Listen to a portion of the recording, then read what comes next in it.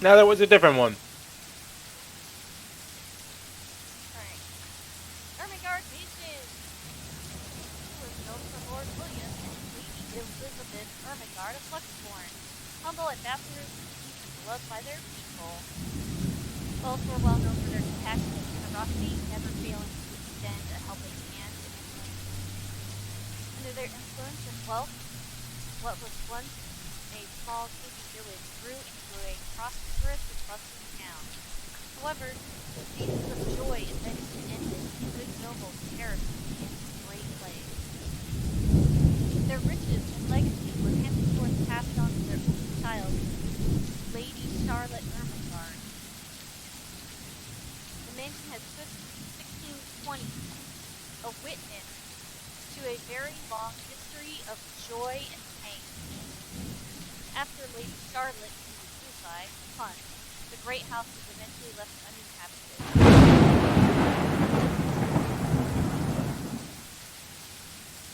Surrounding villagers spoke of seeing and hearing unearthly things, of cries and howls that filled the night, and hearsay of a mysterious woman roamed the hollowed halls. Hello, hello. Oh my gosh, is that on my screen? Oh my god, I made it. Yay! And you didn't. Well, actually, you missed a really. You missed the fun people in the beginning. Oh, I did. But I didn't miss Isabella dying. You did not. That will happen later. Don't worry. We will murder. Priorities. We will murder her next time. Are there like several ways? Oh. Never heard from again. Oops, hang on. I need to fix something. I just realized something is off. Give me a second. Or can you kill her multiple ways, or is there just one route? Hello, hello, hello? Hello. I hear okay, you. that's better.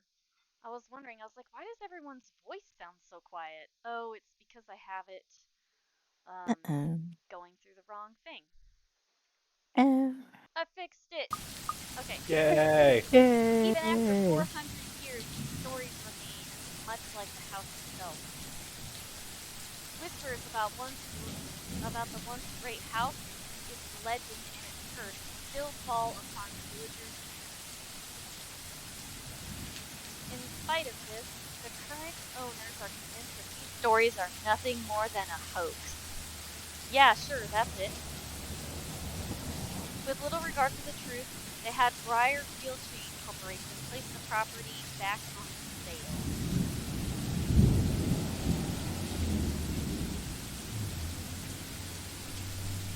Like Pandora's box, the secrets that lie inside await to be discovered by brave souls.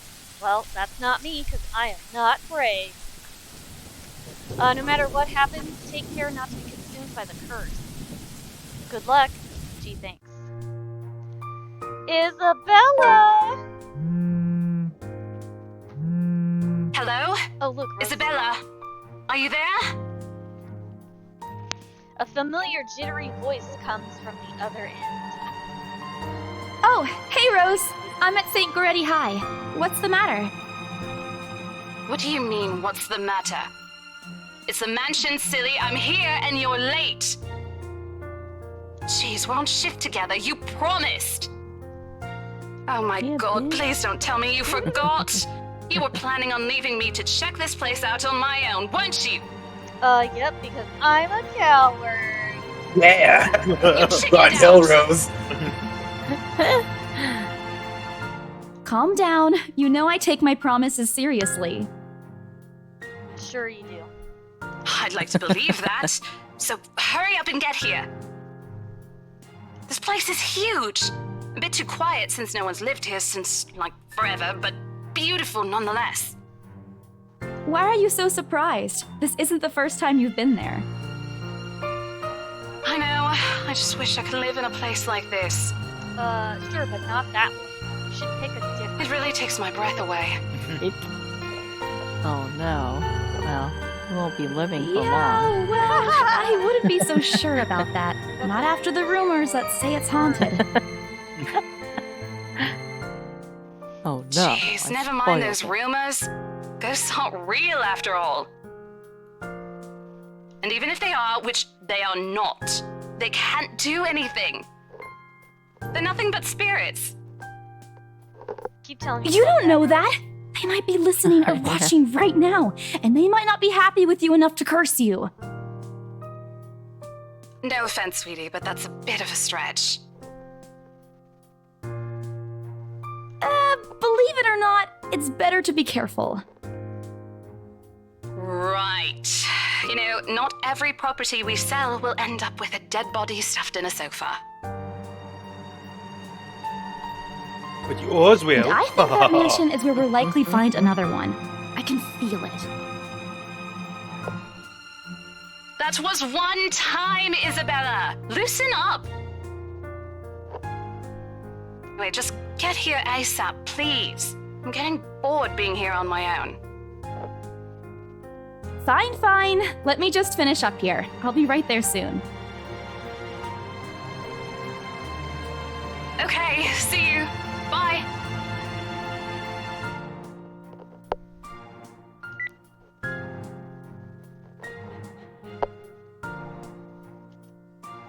Oh, whoops! I forgot to read that. Oh well. Rose, still charming. Who as was ever. that? I look up from my phone to see Rebecca.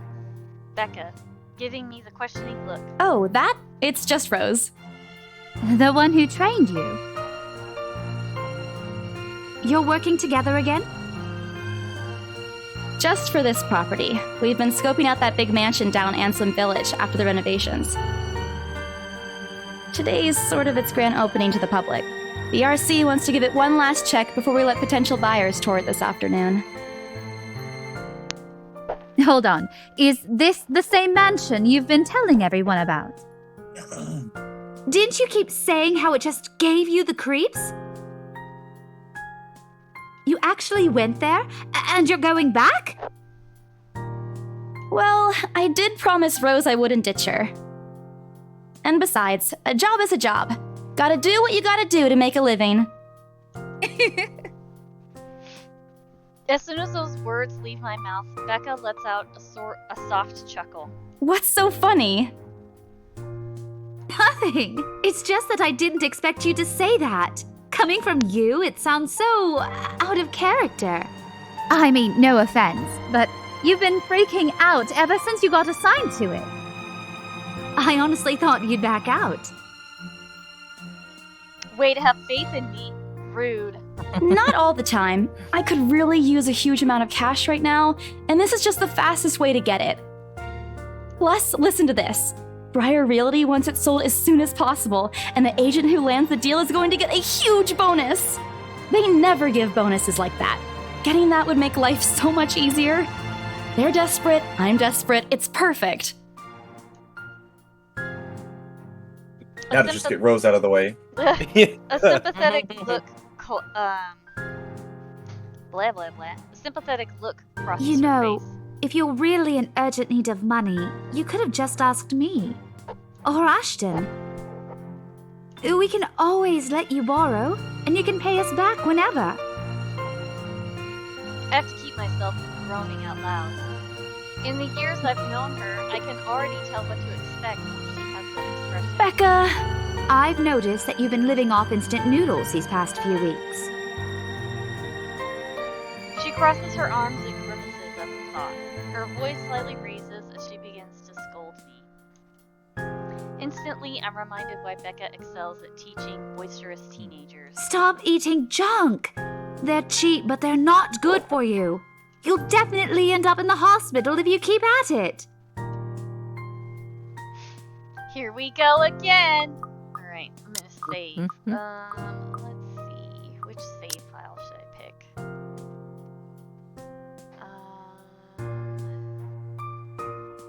Let's go with this one. I should probably write this down somewhere. This is page 1, bottom left. Let's try I eat other things too. Hey! I eat other things too. Oh good, bonus points for Becca. I fold my arms across my chest, mimicking her posture, giving her the best frown I can muster. The same one I use with my younger siblings when they're being difficult. Instead, she only raises an eyebrow at me. That's not going to work on me. And I saw it when you were cleaning your flat last week. The instant noodle cups outnumber everything else. You're just exaggerating. Did you even see what's in my cupboard yet? Probably more cup of noodles. I'm not just living on Hey, I instant have top noodles ramen alone. too. I've got canned beans, peas, tuna, Mhm. ham, and even hamburgers in there. Oh, Wait, you put hamburger in the cupboard? yeah. Oh, she looks just as grossed out as I do. Yeah, canned hamburger. Yum. Becca's wrinkling her nose by the time I get to the end of the small list. She even went a little green on that last one. I should probably save this so I can take a screenshot of her disgusting face later. She's just, I'm gonna be sick. I would have laughed a little at that if I didn't know it would only lead to more reprimands from her. Aren't those the same ones you won from the grocer's raffle more than a year ago? Ew!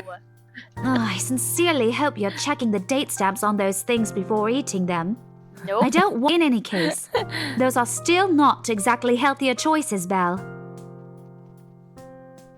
Yeah, He's Belle. just gonna die of food poisoning instead of the ghost killing her. Right? That sounds extra tragic. Like, instead of being haunted to death, she just dies from food poisoning. She shakes her head, possibly laughing at some funny distant memory. When she looks up, I immediately brace myself. More words from her. Sometimes it's just better to let Becca talk until she's out of things to say. But when she turns her attention back to me, there's only the warmth in her smile. What am I going to do with you? We could make out in the classroom. Hell yeah. She says this more to herself than me, her voice shifting to something kinder, even motherly if I'm looking for the exact word. I hope you know This that is it's weird based on impossible the not to cover. worry about you when you're like this. You don't have to keep eating the same thing. Didn't I tell you before? You're always free to reheat my leftovers. Thanks, Becca. I really appreciate it, but you don't need to keep babying me. You've been taking care of me since after I moved here. You have to take a break sometime. And before you ask again, no. You know I'm not a fan of borrowing money. And I'm not going to ask you to give me what you earned hard for yourself. You and your pride. But suit yourself. The offer stays on the table, though. I nod in response, if only to get her to drop the topic. Yeah, stop trying to throw me money. I gotta do favors for you for that. And ain't no bitch. But I'm pretty certain I will never take that offer. Ever. It has nothing to do with pride. I've simply seen plenty of times how friendships can turn for worse just because of a few unpaid debts. That's why I never keep track. I don't want something like that to happen between me and Becca. I usually just tell them to buy me lunch. Oh snap, it's Toon! He says, What? thank you for not showing your face this time. Oh. We may argue about a lot of small petty things, but she already feels like a real sister to me. I don't want to lose that friendship over something so trivial. Becca's movements when she takes a quick glance at something behind me snaps me out of my thoughts. Well, enough chit-chat. Lunch is ending, and my students will be back any minute. We can catch up later. Good luck with your clients. You better treat us to lunch or something if you get that sale. You bet! With a small smile, she returns to her desk and begins sifting through pages of a rather thick history book. Did you say thick? She's probably working on next week's lesson plan, or trying at least. Her eyes are distant, and she doesn't seem too attentive to whatever's on the page. As if she heard my thoughts, Becca starts coughing heavily, and her hand hastily goes to her mouth to stifle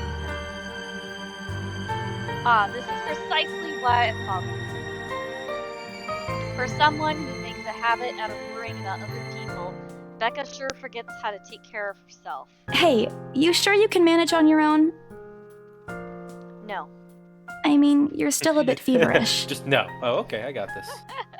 Hush, dear. Don't you worry about me. I'll just drink some medicine and I'll be right as rain. I level her with a flat look. She has a cold, or she has had a cold for a couple days now. Something about the strange weather not agreeing with her lately. Speaking of strange weather, Oregon had winter on Monday. Even though it was Oh. like 80 degrees last week. Oh yeah, It I was just like- walked outside and it was hailing today. I was like, what the hell? Why is there 2 inches of snow in the middle of April? Right? Oh, She even left the medicine her doctor prescribed. Look who's being stubborn now. You shouldn't even be working right now. Seriously, you big baby. I'll be fine. For now, just go to work and stop making that Rose girl wait for you. I'll call you if I still feel bad, and you can come pick me up if it makes you feel any better. She offers me a reassuring smile and I can only sigh. Why do I even bother? There's no stopping her once she has decided on something. Defeated, I reach in my bag to pull out the same bottle of medicine she left earlier. She looks at it warily when I place it in front of her. Unfortunately for her, this is the one thing I'm not letting her have her. All right, but don't forget what the doctor said. Drink this on time. I'll see you later, okay? There's an amused gleam in her eyes and she shifts the fact to me. Look who's playing the mother hen now. Rebecca! Okay. I won't tease anymore. I'll make sure to drink it, Mom. Before I can retort, she casts another look at the clock. I take that as a sign to finally end the conversation and my visit short. With a smile, or with a small wave, I leave her alone to her classroom in her thoughts. I hail a passing taxi to take me to the property as soon as I leave the school grounds. The mansion is some ways out in the countryside, but I don't have trouble giving the driver direction. Apparently, everyone in Luxembourg City knows of it, including every bit of rumor surrounding the place. In fact, just the mention of its name is enough for the locals to give you cautious sidelong glances. I learned that the hard way the first time I commuted there, and it only boosted my belief that there's something more to this house. Even the news of it being renovated and placed back up in the market has caused quite the stir. Thankfully, it died down a few weeks later. The place would have become a lot harder to sell otherwise. I avert my eyes from the window once the buildings shrink in the distance. We get a glimpse of the countryside, soon. Although a quick glance at my watch tells me we're still a few minutes away from our destination. Might as well get some work done. Rose did ask me to review the mansion's documents. I already looked them over last night, but you never know when things go wrong. Life has a way of messing things up like that, like getting haunted by a ghost. That definitely screws with your day. Halfway through reading the papers, my phone rings again. I pick it up without looking, neatly tucking it between my ear and shoulder. It's probably just Rose again. Rose? Guess again. Oh shit, it's Ash. Ash. Bingo. Hey, what's up? Just checking if you're still cool later this evening. You mean that thing with Zach? Yeah. He even called in the middle of the night just to remind me. No, don't worry. I didn't forget. I'll be there. Cool. I'll see you later. What time do you get off? Around 6 p.m.? I don't know. It's the first day of the Ermengarde Mansion's open house, and we're expecting quite a number of potential buyers. I'll be booked the whole afternoon. Ermengarde Mansion? You know, the big Jacobean mansion at Anselm Village? I'm on my way there right now, actually. On your own? Yeah, well, Rose is already there, but yeah. I see. Looks like the scaredy cat finally toughened up.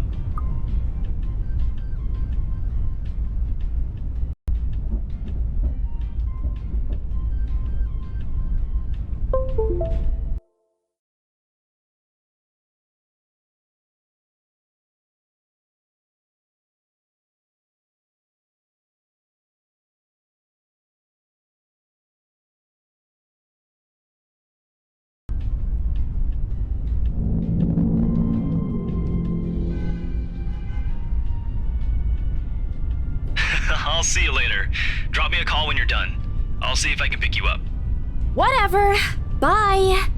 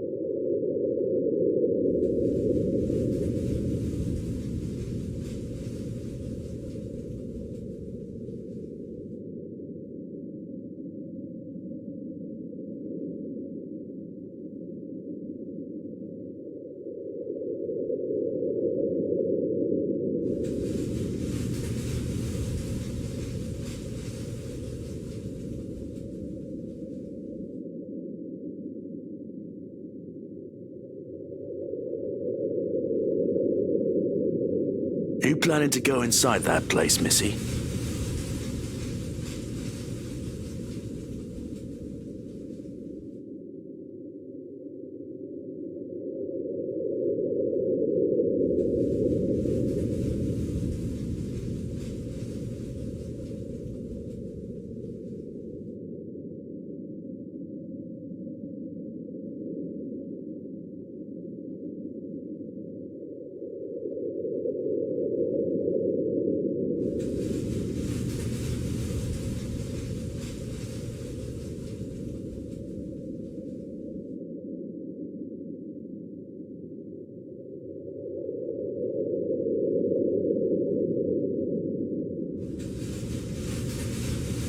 Is there something wrong?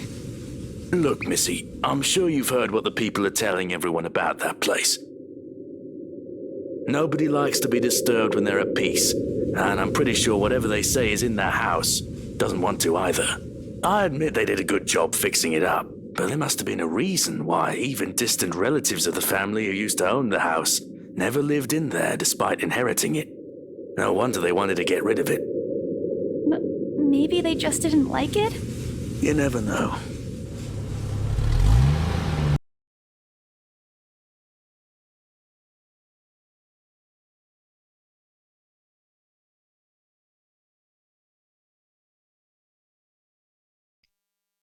My stream isn't picking up my voice. I need to fix it.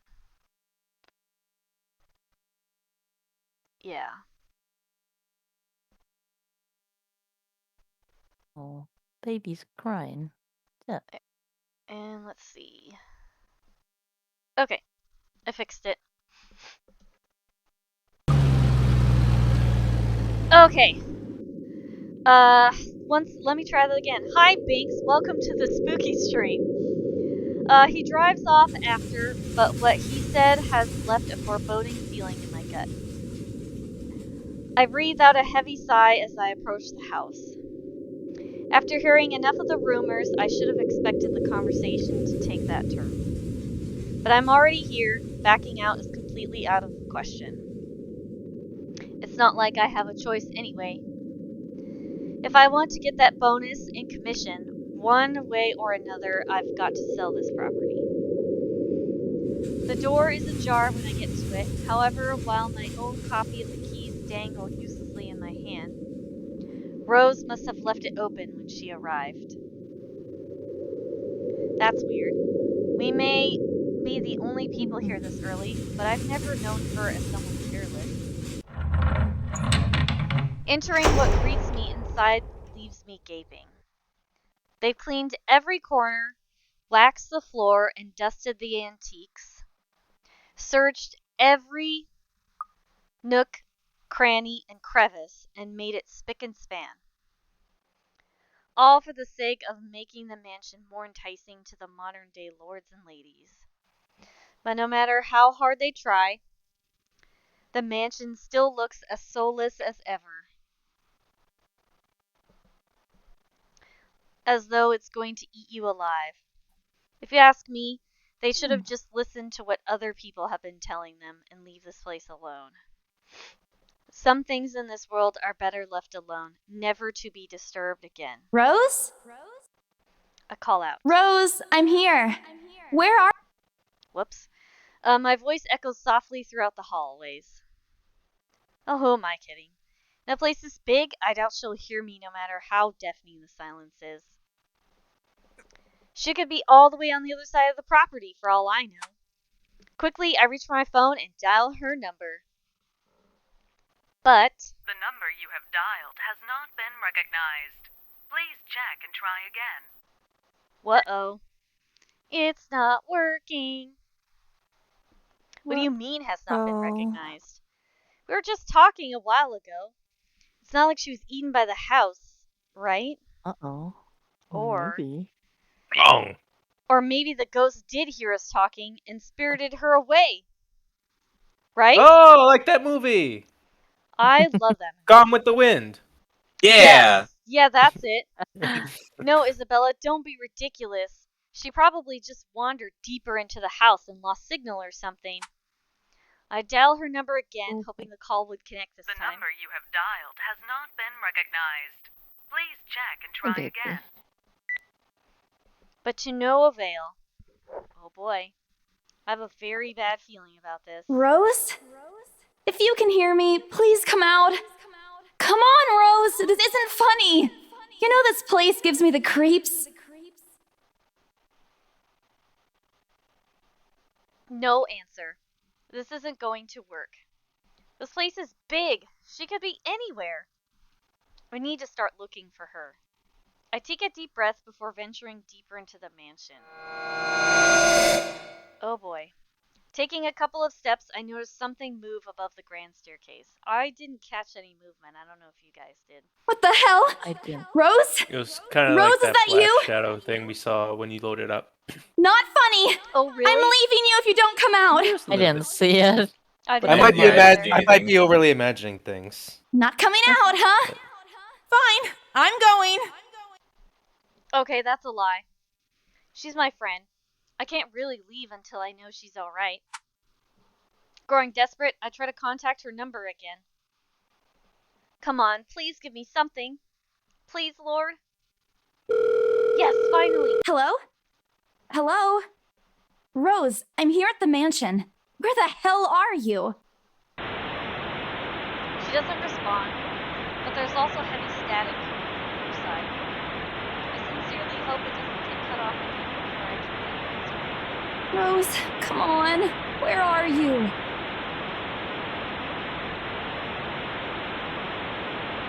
A few moments pass until static eventually starts to quiet down.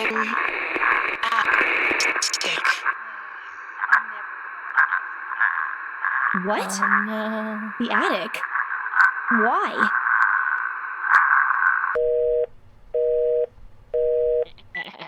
Tick. No.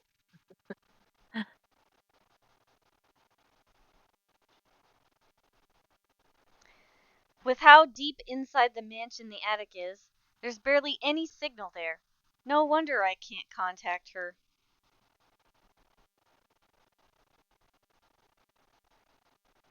But why is she there? Out of all the places, she just has to make me go fetch her in the creepiest room of this place. Is she doing this to get back at me for being late? Whatever, I'll just go. The sooner I meet up with her, the sooner I'll feel better about being here.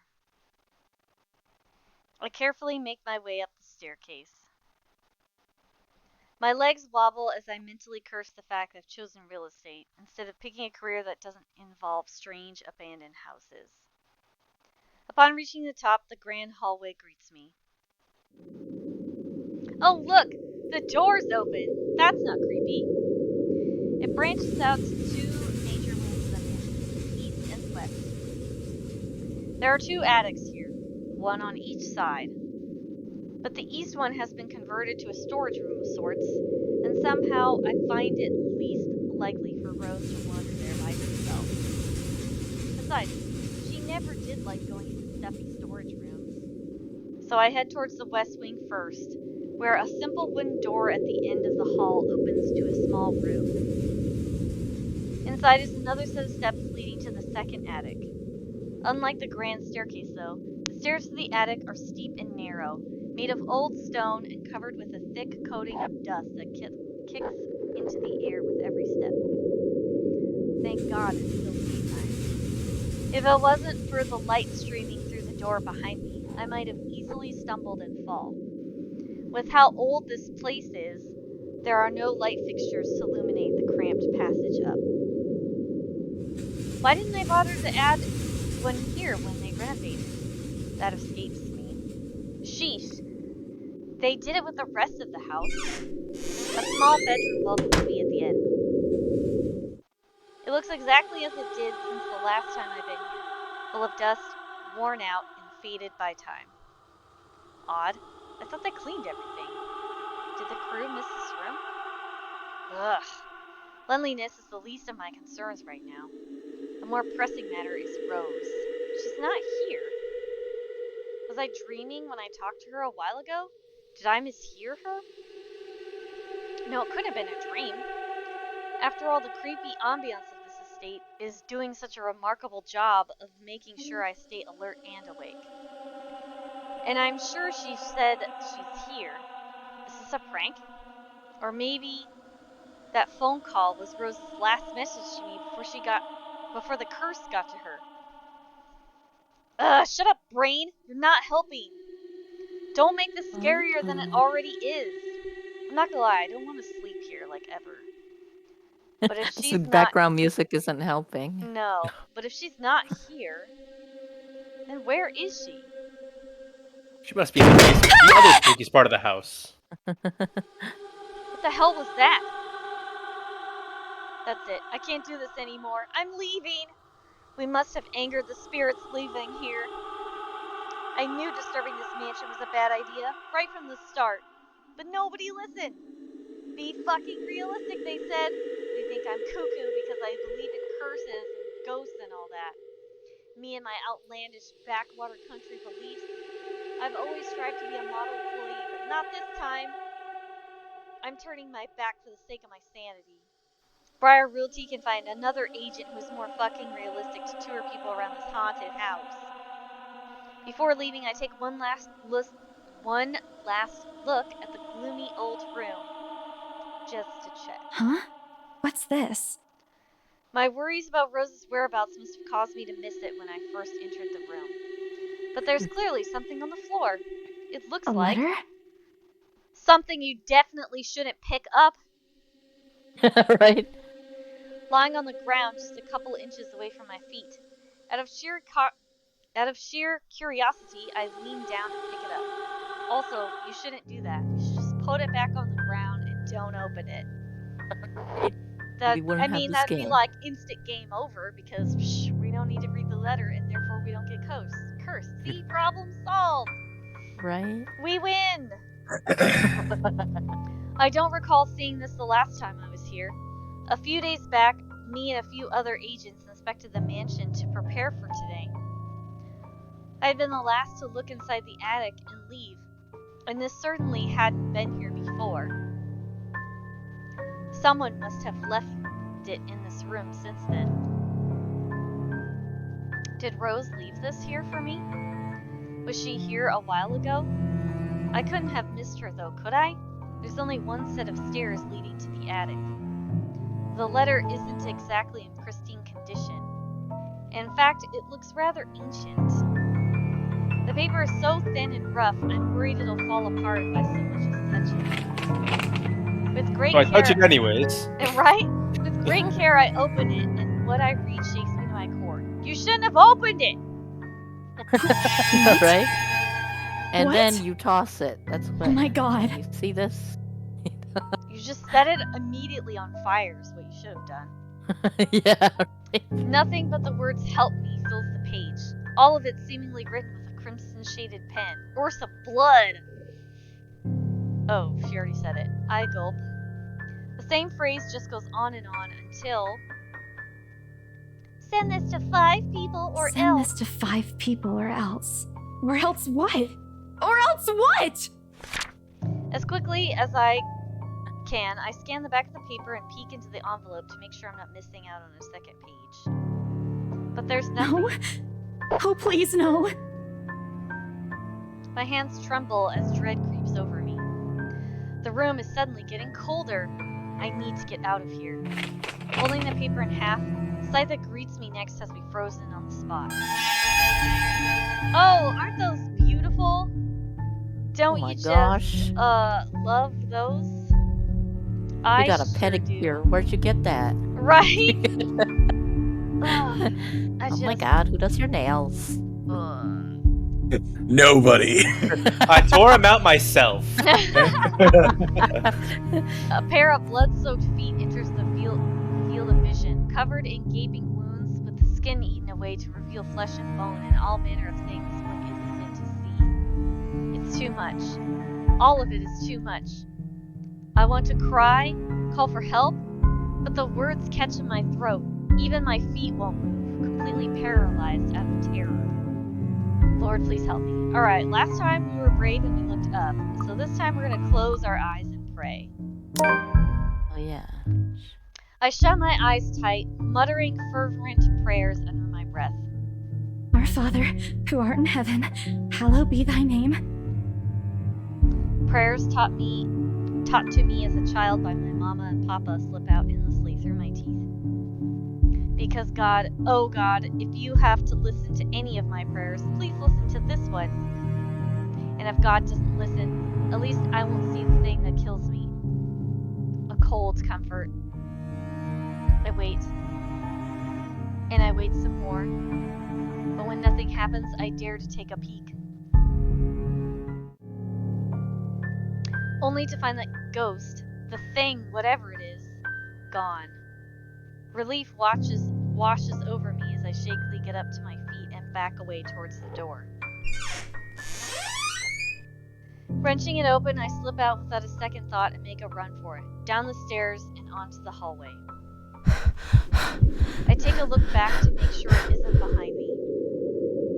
Any other person might have stopped and missed it at the trick of the light in an overactive imagination.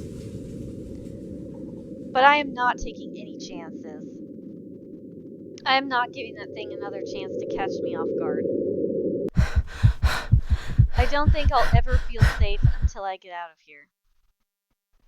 Whatever that thing is, every warning bell in my mind is telling me that it's going to jump out at any moment and get me while I'm still in this place. I told them!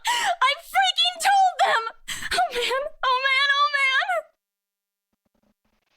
Racing down the stairs, a breathy laugh escapes me and my shoe slips and I find myself falling. Until my back hits the ground and pain racks my body. My head grows fuzzy and my vision dims as I fight to stay conscious. No. Go away. The last thing I see are those feet, and before all I know is darkness. Wah, wah. I actually don't remember what we saw when we looked up. Was it her face? It was Yeah. her face, and it was terrible. Okay. I hated every second of looking at her face. I It was Oh a yeah, I wild should look at the introduction. screenshot. Yeah, she had like 2 fingers up and she was doing the duck face. yeah. It was really bad. That's definitely Peace. what she was doing. That's Yep. A buzz breaks the silence. I start to rouse and pull into consciousness against my own will. I've never felt this tired before.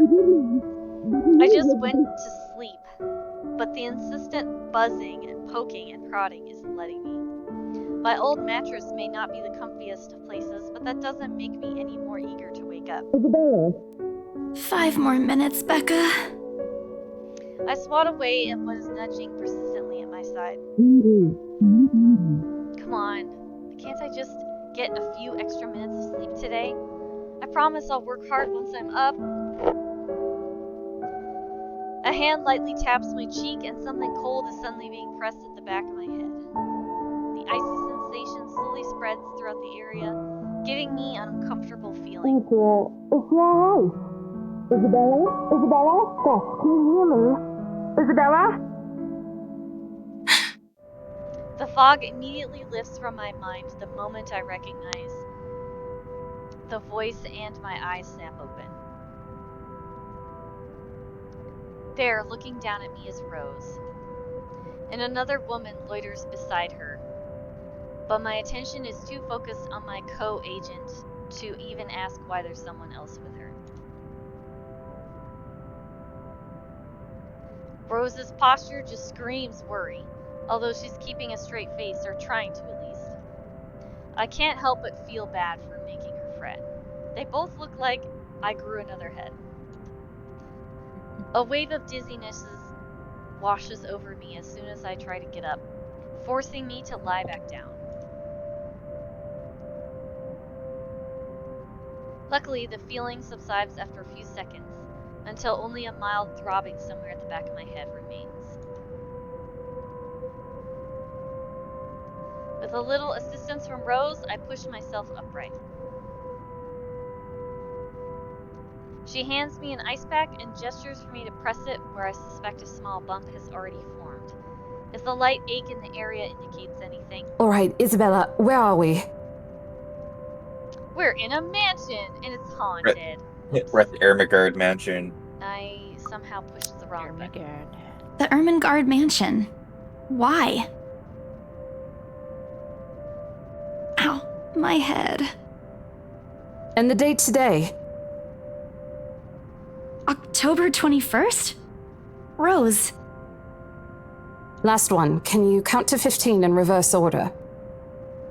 15, 14, 13, 12-teen. No, that's wrong. 12-teen. No, Why I are we cannot. doing this? 1D1? She's just checking if your injury is in any way serious. This time, I curiously regard the woman standing beside Rose. It's impossible to overlook her, with the way she towers over us. Here, I thought Rose is already tall. Who is she, anyway? One of the remaining cleaning crews? But with how primly dressed she is, I don't think anyone would want to clean in a suit. An expensive suit at that. The gloves alone must have already cost a fortune.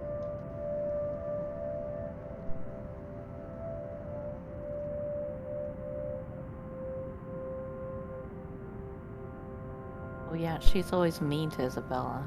She's like, you have I can't help but fold my arms protectively over myself.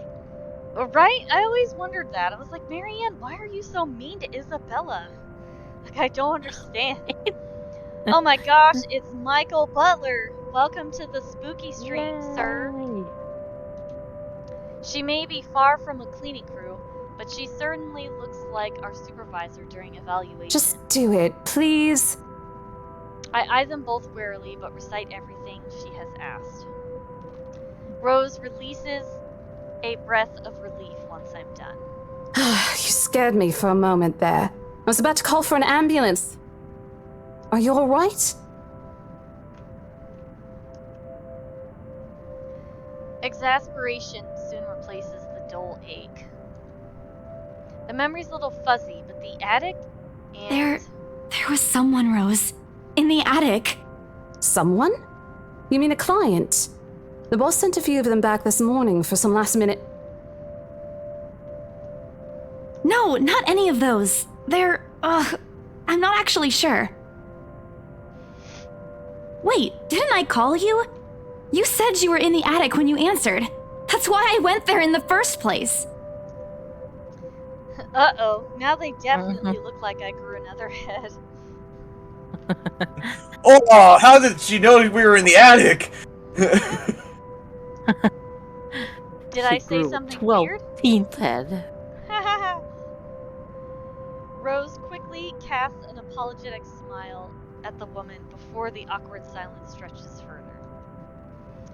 It's the saleswoman smile, the same one she taught me back when I was still her trainee.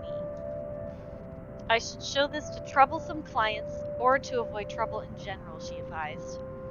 It's also the same one she gives me when I've done something particularly absurd that may causes us to lose a potential sale.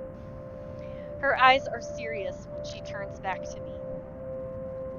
She takes both of my shoulders, gently squeezes it with as much patience as she can muster. As much as I'd love to have gotten at least a heads up of your arrival, I didn't really get a call from you. You know, signal here is absolutely horrendous. I was in the garden earlier and couldn't even make a single call. Isabella, I'm going to ask again. Are you really all right? What happened? I don't know. It's all a bit blurry. I remember I was looking for you, but you weren't in the attic. And there's whoever it is. Then I must have tripped on a rug or something on the way down. Oh no.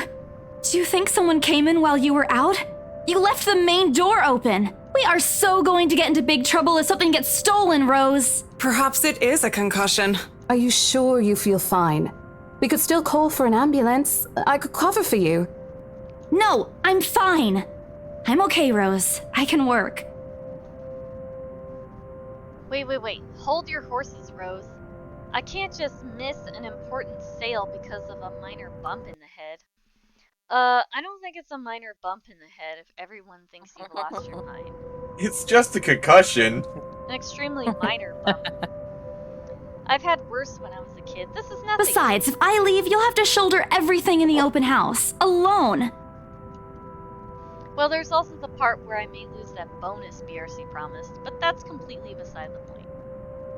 Rose gives me a skeptical look when I return the cold compress to her and push myself off the floor.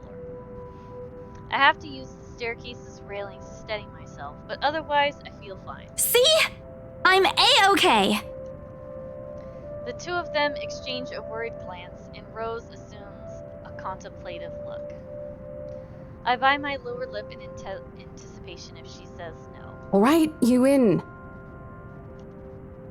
A smile threatens to slip out for But if I see that you aren't feeling well, I'm taking you personally to the nearest clinic to have you checked. Clear? Clear as day, ma'am. Thanks, Rose. You insisted. But remember what I said. First sign of you looking not okay, and we're off. No questions asked. It's just a small bump. Don't worry. You shouldn't downplay these kinds of things. It could be a serious injury for all we know. Suddenly, a small cough sounds against the walls of the interrupting enter. Expectantly at the two of us, and her stare makes me shrink back a little on myself. She isn't really intimidating.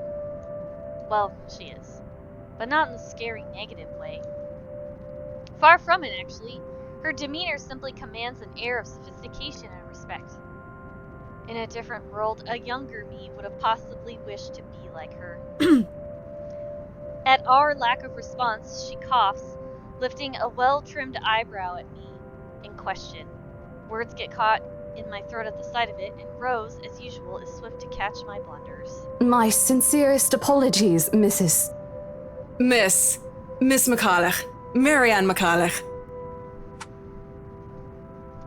She hands Rose her business card. The words interior designer catch my eyes before my partner flips it over. Probably someone interested in the mansion for its 17th century influences then. I won't hold it against her, though. Despite the hearsays and remaining uninhabited for years, the mansion's original fittings and furnitures have been kept completely intact and restored to pristine condition. Ooh. I suppose some people find that trip to the past feeling appealing. After all, with what it offers, this place could also be a haven for people looking to live somewhere with a classic historical charm. Ghost included! Miss McCullough. I don't know, I'm Rose Rose's Cooper, and this face is my looks kinda partner, creepy. Isabella Santos. Oh, We're really? just ironing It out a few does, things, honestly. but we'll be starting the tour Like soon enough. that's her. I know that's her. What her people pleasing smile or whatever she said, but Yeah. still. Her people-eating smile. People eating smile? That or that, yeah. I mean, It's like smiles at her. She's like, "You're next." if she were a people eater, this would be a completely different stream.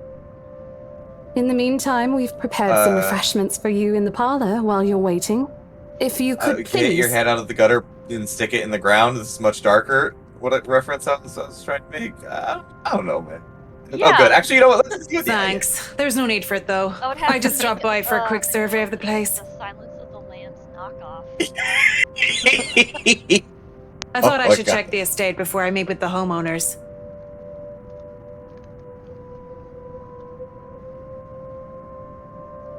Rose's confusion is impossible to miss when she glances at me, and I return it with an equally perplexed look.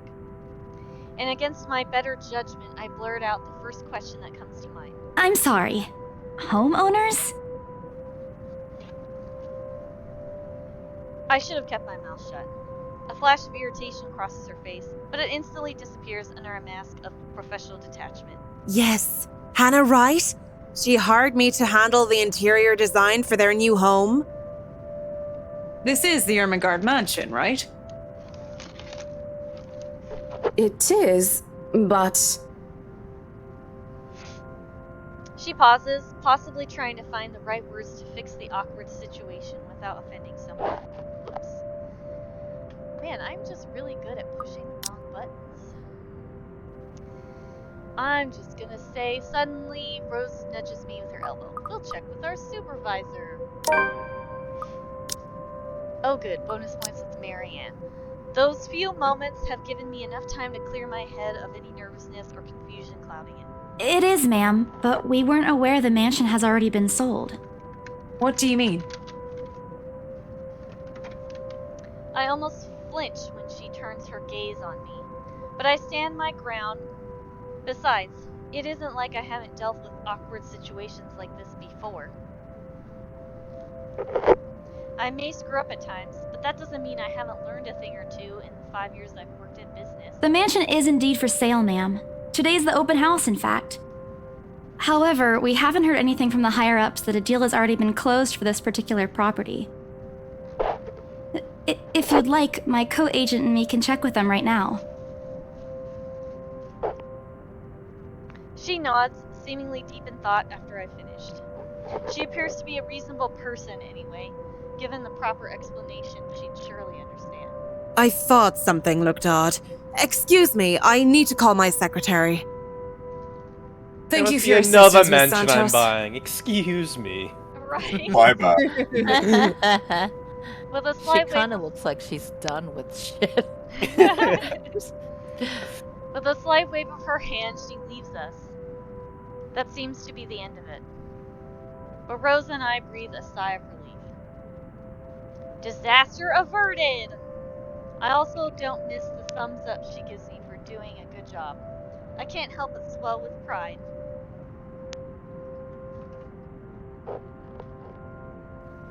Oh.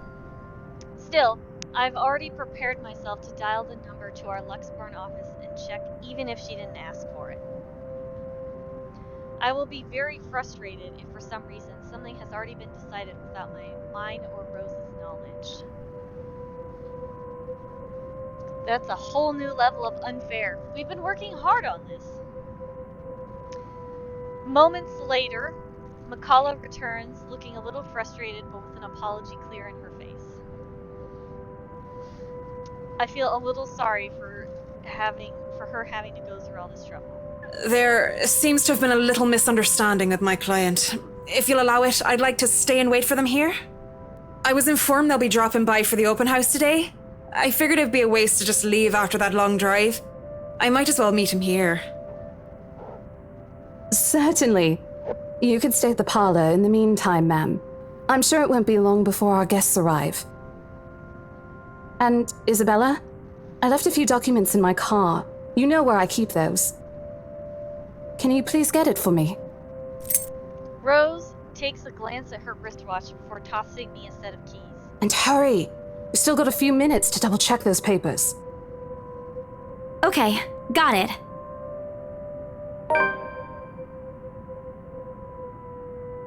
The two of them disappear behind the parlor's door. Their departure brings with it a stillness to keep me company, neither welcoming nor comforting. Alone like this, it's impossible not to think of what really happened. I wish the memory isn't as elusive as it normally is. Then again, Rose already said she didn't receive any calls from me. Was it just paranoia? A temporary lapse after having heard all those tales about this place? Probably. I want to think of it as such. Better to think of it as such so I can work in peace. Except, a small part of my mind begs to differ. And if I'm going to be completely honest with myself, I want nothing more than to leave this place as soon as possible. Yeah, I'm sorry. If I saw somebody's, like, creepy-ass dead feet, I'd be traumatized forever, too. I don't know what's in this house, and I don't want to know. The keys Rose have just handed me dig into my palm, its jagged edges creating a shallow ridges on my skin from how hard I'm clutching it. It's a reminder of what I still need to do and why I've taken this job in the first place. Hugging my blazer closer to my body, I exit the house to get what Rose has asked of me. Just a few more hours, Isabella. Sell the house and get the money. Oh, I don't remember seeing that before. A flock of people have already gathered in the mansion's front yard by the time we officially open the doors.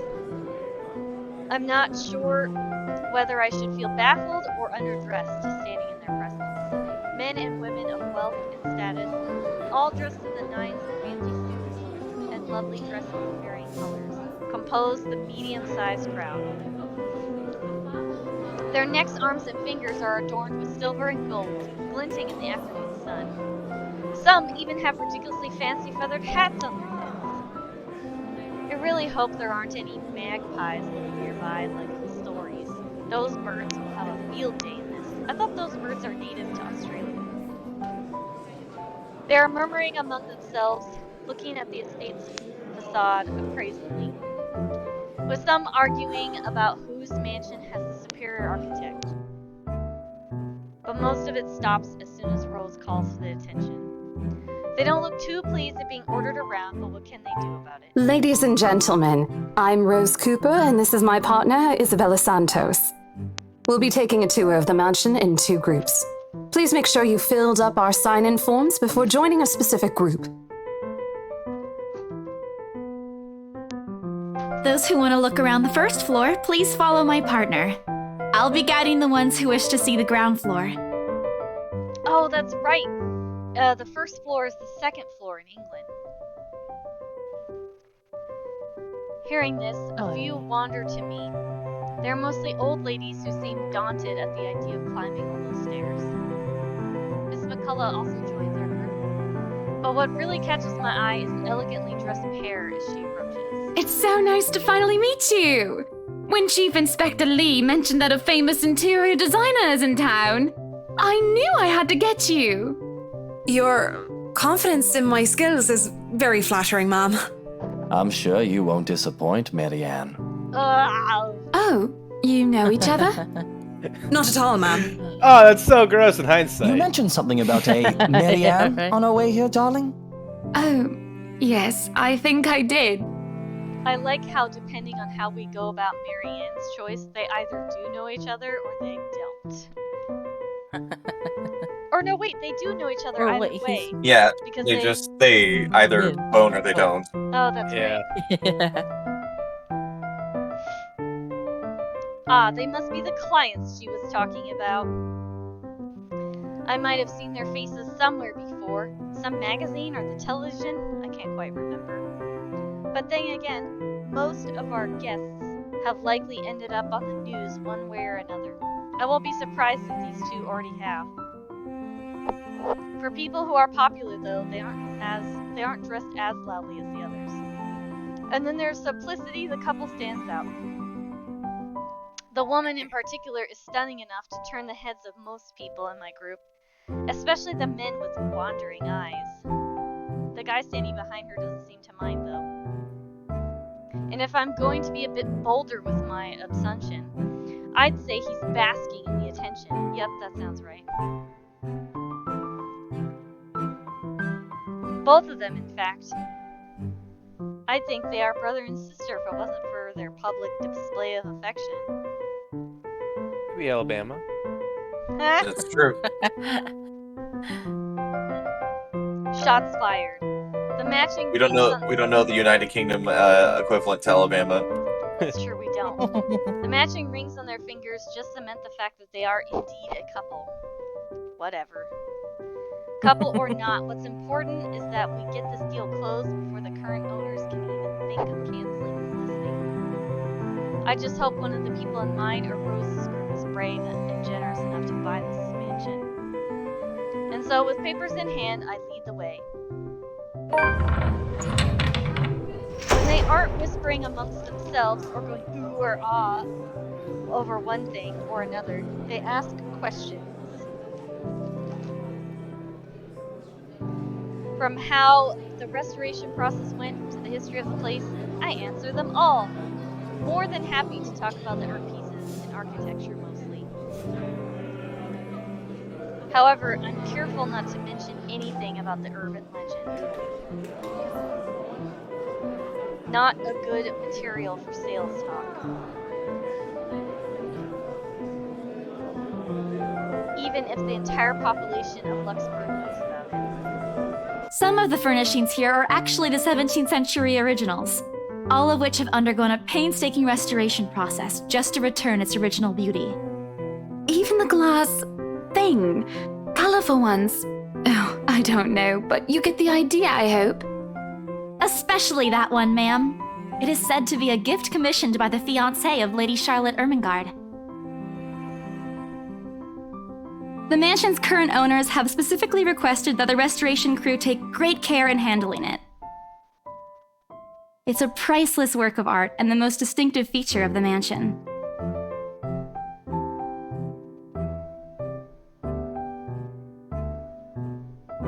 By the time I've stopped talking, her attention is already elsewhere. Isn't this place wonderful, darling? I told you it's not a total waste of your time. I don't know. Isn't it a bit too small? We might have to break a wall down to have more room. Too small? Well, I think it is just right. Don't you think so, Marianne? It is splendid, ma'am. But isn't it a little too early to make plans when no deal has been signed yet? Never mind that. It isn't going to be a problem. We've got a wonderful legal team to handle everything. Start taking notes, though.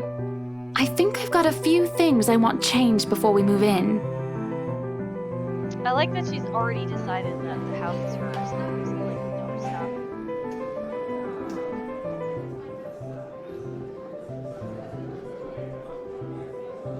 I don't want to make any assumptions yet, but their sheer interest is enough to give me some semblance of hope. Oh please, oh please, oh please, let these guys be the one. Eventually, our group reaches the kitchen.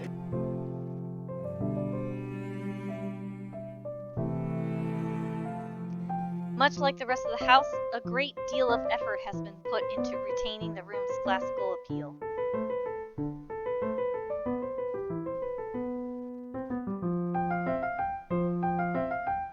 The open hearth at the end of the room, in particular, looks amazing, like the ones I've only seen in fairy tale books.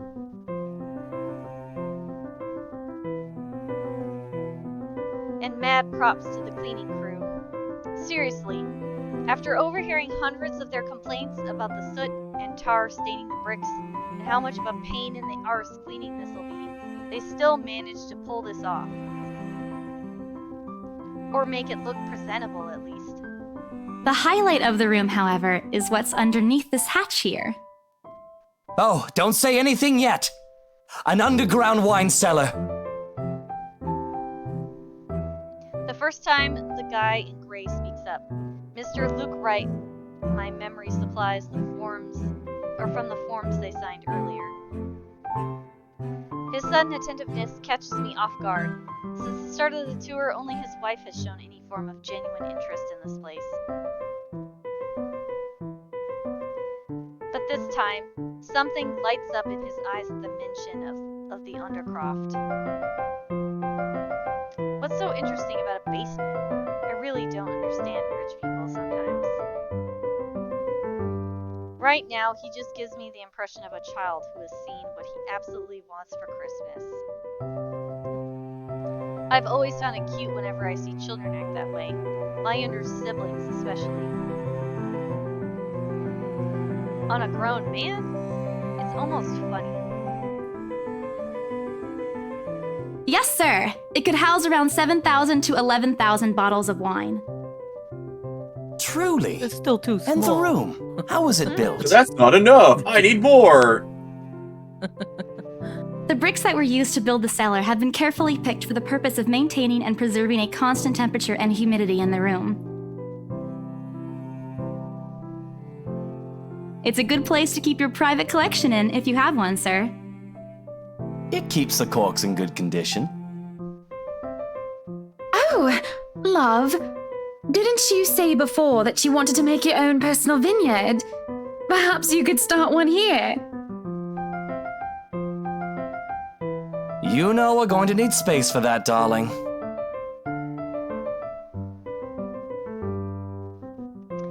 And this isn't big enough? If it's space you're worried about, sir, the Ermengarde mansion sits on a 46-acre lot. There's plenty of room for it. We were told that the original owners had a horse stable built here before, too.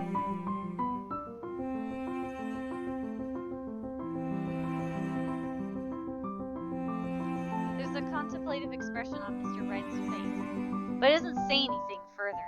His wife, however, seems really pleased that he has started to show interest, if only a little.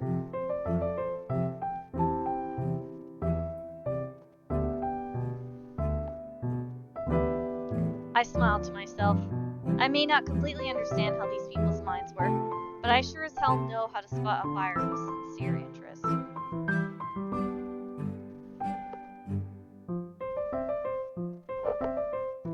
Score! I can't wait to tell Rose.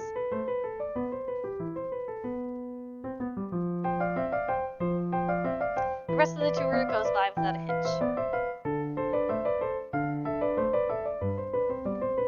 After more than a half an hour, we're able to cover almost every room in the ground and are heading to the parlor.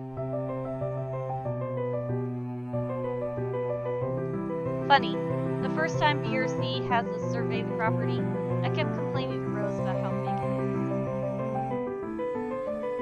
is. Now I can't even bring myself to care no matter how much my feet hurt. Maybe this is just my excitement over a possible sale?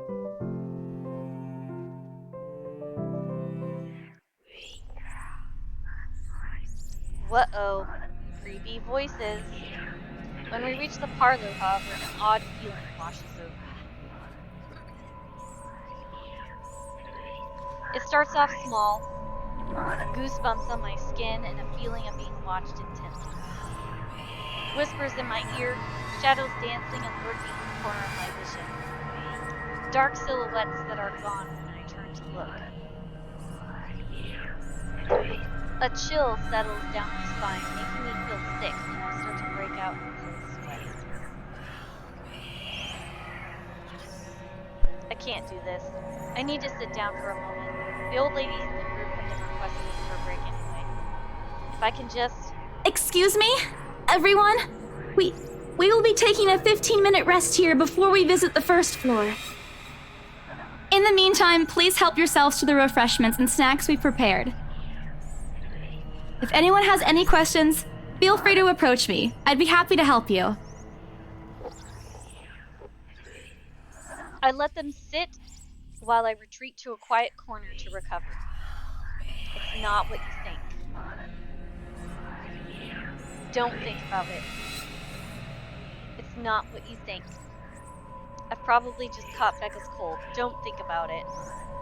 I'm left alone for a good while, the same words spilling out of my lips in a silent prayer, until a hand taps my shoulder. Hello, you there? Yes, ma'am? Oh, look at you. Having to show a group around a mansion this big must be exhausting. Not a problem, ma'am. I'm just doing my job. What a hard worker! Anyway, Isabel, right? Isabella, actually. But yes, what can I help you with, ma'am, right? Please, just Hana. Call me Hana. I just wanted to ask, how soon are we able to move in? My brain completely stops. The sick feeling plaguing me is suddenly gone, replaced by bewilderment. Is this a joke? What's that? Oh, I was just saying utter bewilderment. Don't have a cow, man. Time to eat the most disappointing cookie you'll ever eat in your life. Oh no. She looks at me expectantly as I struggle to come up with an answer. Wait, ma'am, you see, but we haven't even negotiated a price yet, ma'am. We haven't even finished touring the rest of the mansion. A sale would be great and all, but... Great, I'll take it. She stops me from speaking any further and puts a hand on my shoulder. For a moment, with her tight smile, she looks as if she has tasted a particular sour lemon. Uh-oh. Oh, please, sweetie, don't insult me. Money is not a problem. And, just between you and me, this place is better off with us than with some old lady who'll probably just fill it up with cats. Hey, cats I are awesome. personally don't think there's anything wrong with having cats here, ma'am, Hana. All of a sudden, all right with how I'm how sure the there's story more is. than enough space here if you want Insult the pets. Cats like that. Yeah, what's wrong with cat? She said, "What about Mr. Fluffy?" Oh yeah. Hey, Miss Lady, we got a thing for you. Special showing in the attic, real quick. Oh, we've been told you're gonna love it to death. Yeah, yeah, what's wrong? Garfield. Oh, he's sleeping. He's just taking it. Perhaps I'm still not feeling well, but really, what's wrong with cats? More importantly, why is she talking about moving in already? Well, I'm more of a dog person. But you see, this is going to be a gift to my darling. It's going to be our anniversary soon. And it would be so wonderful if you can secure its purchase for us. Why, I can even offer something extra if you help us out with the paperwork. We actually have a process for this, ma'am. I don't really think that would be necessary or appropriate. And just what are you two lovely ladies talking about here? Leaving me and our lovely interior designer to talk here by ourselves. What would the people think, darling? Is it just me, or did his voice sound weird for like the first sentence? It did. It sounded strangely like American for a moment. Yeah, like Maybe he like dropped his accent. momentarily forgot that he was British. Oh, it's just small talk, love. I was asking if she could help me with the paperwork. It's like, what are you ladies talking about? I try not to wince when her nails dig into my shoulder. I can't help but send an imploring look at Miss McCullough, who only gives me an apologetic smile and a shrug. Yeah, I can give you a fact sheet and a form to fill out. Was Hannah always this weirdly, subtly hostile to Isabella and I just didn't notice the first time I played? Or you mean Marianne? Or No, Hannah. Think How she's like so. trying to intimidate Isabella into selling the mansion. Oh, I don't know. I didn't notice it, but She wastes no time in taking the papers from my hand and shuffles through the bunch.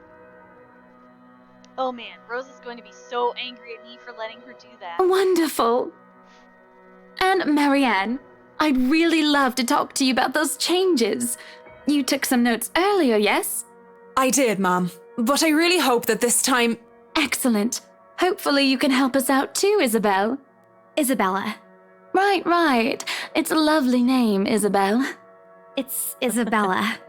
she's thinking Animal Yes, Crossing that's great. too much. We'll be more than Excuse me, happy to Hannah, put in a it's good Isabel. word to your superiors too, and... What's this? A look of confusion and disgust appears on her face. Turning to her husband, he merely shrugs in reply. That's, an interesting work of art. Not to my taste, though. I'm sorry. Darling, Buttercup, art is a complete overstatement for this garbage. It looks like a cheap prop from a D-list horror film. Shush, love. Let the girl do what she pleases with, what do they call this? Oh, forget about it. At the very least, it's not as dreadful as the one art exhibit I was forced to attend last month. You should have seen it, Marianne. Even you would have been appalled. But I'm sure you'll know what to do with our walls once we get started. I highly doubt it is as bad as you say, ma'am. Nevertheless, you can be assured that my team will only pick whatever suits your tastes. Nothing of this chain letter sort, of course. It has to always work with a palette. I'm quite sure chain letters these days don't come in this form. It's my turn to be puzzled. What do they mean? Rose and I double-checked everything. Are the papers I handed not enough? I want to ask what I did wrong. I don't want to mess this up. With the way Ma'am Hannah is leading the conversation, I'm afraid that's exactly what will happen if I do interrupt her. That's good to hear. See, darling, isn't she an absolute delight to work with? I can't wait to see how this place will look when she's done with it. Oh, you don't have to tell me that, Buttercup. A smile is back on her face when she turns to me and hands me a strange piece of paper. I would still put it away if I were you, though. Otherwise, people might get the wrong impression. Anyway, as I was saying... I don't hear the rest of what she says after that. I can only stare down at the paper, at the letter in my hands. The sides crinkle in my grip and my breathing grows labored. Dread quickly fills my mind. Isabella? Isabella? Are you alright? You're looking pale.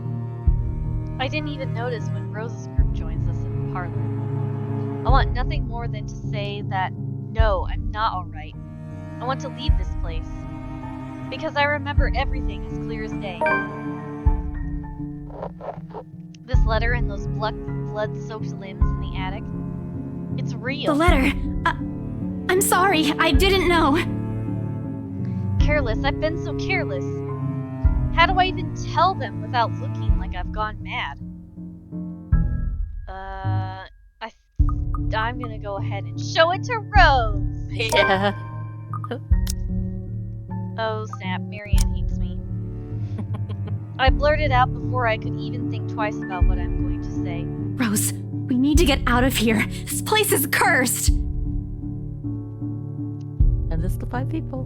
Rose casts a nervous glance at the people in the room. Most are still engaged in conversation with their peers, but those curious enough to turn their heads in our groups have been giving her trademark salesman smile. A tight expression is on her face when she pulls me aside. Isabella, we've already had a conversation about this weeks ago. Those are just stories. And I'm telling you that it's not. I saw something in there. It's not human at all. I thought it was just nothing, but isn't this letter proof enough?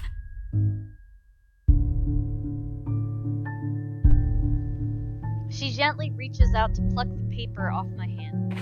Without even taking a glance at it, she folds it back neatly. Look, I'm really getting worried about you. I know you want to see this open house through, but your condition is more important. Give me a few minutes to wrap things up here, and I'll drive you to the nearest hospital. No! You don't understand! There isn't a condition, Rose. No concussion at all. I'm fine. But this place isn't, and you're being stubborn about it. Before Rose could open her mouth for a retort, a hand lands on both our shoulders, pulling the two of us at a distance closer. Now, ladies, what seems to be the problem here? Nothing, sir. I just had to clarify a few things with my colleague. Well, it certainly seems intense. A smile fits the two of you better, in my opinion. Ugh. Especially darling little Lily here. Wait, I'm Lily? He gives my shoulder a gentle squeeze, and an inscrutable smile spreads You across just his face. assign names. Yeah, ew, don't touch me. It's Isabella, sir. Right? Of course. But my point still stands. And with two beautiful ladies here, I'm sure. And I'm sure little Lily here would certainly appreciate it if you remove your pretty hands from her. darling. Ooh. The pressure on my shoulder lifts as soon as those words leaves his wife's lips, while the scowl on her face is like a splash of cold water on me. It is also impossible to miss the displeased frown on Miss Culla's face. The realization that we might lose the sale because of my outburst instantly dawns on me. Rose will be beyond pissed. I think I need to step out for a while. I'll be back. Bowing my head, I mutter a quick apology and gather my stuff to make a quick exit. It doesn't matter if this place is haunted or not. I've caused enough trouble, and Rose can be quite unforgiving of behavior like this. I'm almost at the door when she catches up to me. Isabella, wait! The apprehension must have been quite obvious on my face, because her expression instantly shifts to something gentler, eyes softer, a fond smile spreading on her lips. Hey, I'm not angry. I know.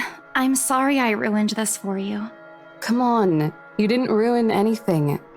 It's not like we haven't ran into any problems before. If we don't get a deal today, we can always try on a different day. And look.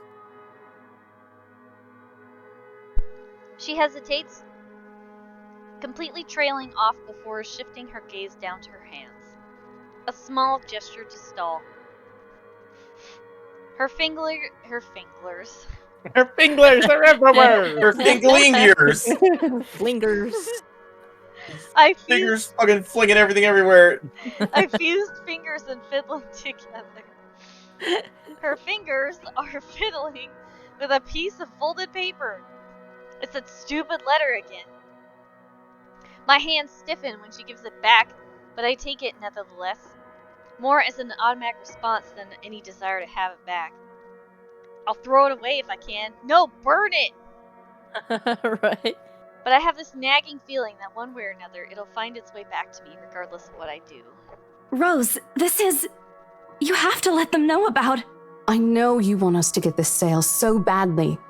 And we've made a lot of plans on how to go about this. I mean, who wouldn't? This is the first time I've been assigned to a property like this. I've sold plenty of houses before, but nothing like what we have here. It's a beautiful house. I'd love to get one of my own if I ever win the lottery. But I think... Look, here's the thing, Isabella. If we are going to do this, work on something, I don't know, this big, I need you in top shape. And the way you are now... My mind stopped. What? Wait. No, I can still work. I just need to get myself together. That's what you said earlier. I let it go because I thought, hey, it's your own body and you should know more than anyone how you feel. But after this, I really think you should take a break. You're kicking me out? No, I'm not. Look, all I'm asking is for you to take a seat somewhere I can see you, and let me handle this for now. You're clearly not yourself, and I honestly could use some time not worrying when you'll fall over or not. The day's not even over, and I'm already feeling the stress. Please, humor me just this once. She clasps her hands together in front of her, eyes pleading for understanding. And I do understand, to some extent. That doesn't mean I'll feel any less awful. Whether at myself, at the unlucky turn the situation has taken, or for her, I really don't know. I promise I'll give you a full report of what happens after. I'll even let you take the lead tomorrow. Fine. Okay. I'll step aside for now. You're upset. A little, yeah, obviously. If it's any consolation, I won't tell the boss about today. You know how he is. Please don't. I don't want a repeat of the lecture I got during my first assignment. He called me a noob, and I don't even know what that means.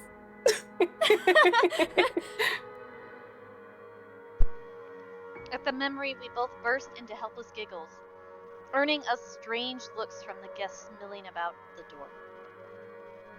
Talking and laughing like this, it's easy to forget any mishaps that happened. Little things you learn to appreciate, I guess. So, are we good? I'm still not okay with it, but Rose has a point. It's better for me to step out of this one for now. I won't be able to help you anyways if I keep getting distracted like this. Maybe I'll just take a walk outside or something while I wait for you to wrap things up. Please, just stay put. I insist. I'm not an invalid, Rose. You clearly have not seen how you looked earlier. It's not that bad. Color hasn't even returned to your cheeks yet. Just stay here, all right? Don't even think of going anywhere. Let me finish what I'm doing here, and then I'll take you back to Luxembourg myself to have that minor bump checked. At least wait for me to call someone who will fetch you, okay?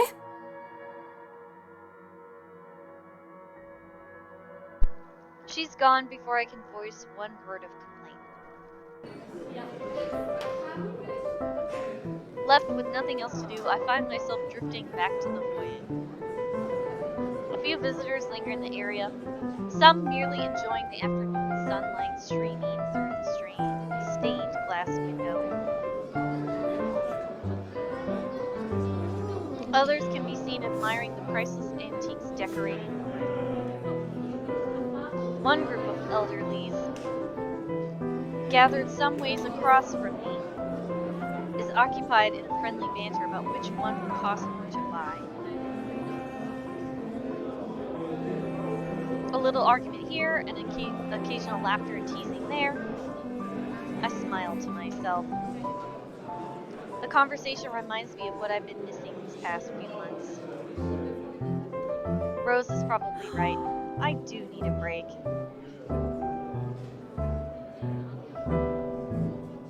Maybe this afternoon's hangout will help? Speaking of, I should call Ash. It's a few hours early from what I've told him, and he did ask for a call once I'm done. Besides, I don't have a ride back. He offered, so I might as well take it. Or I bribe him into giving me one. Not that he'll ever accept the latter. Personal convictions and all. Honestly, if there's something I find admirable in him, despite his tendency to annoy the hell out of me, it's that. Well, whatever way works, a free ride is still a free ride. There's Rose's offer too, but despite what she says, I know she'll be busy for the rest of the afternoon, especially without me.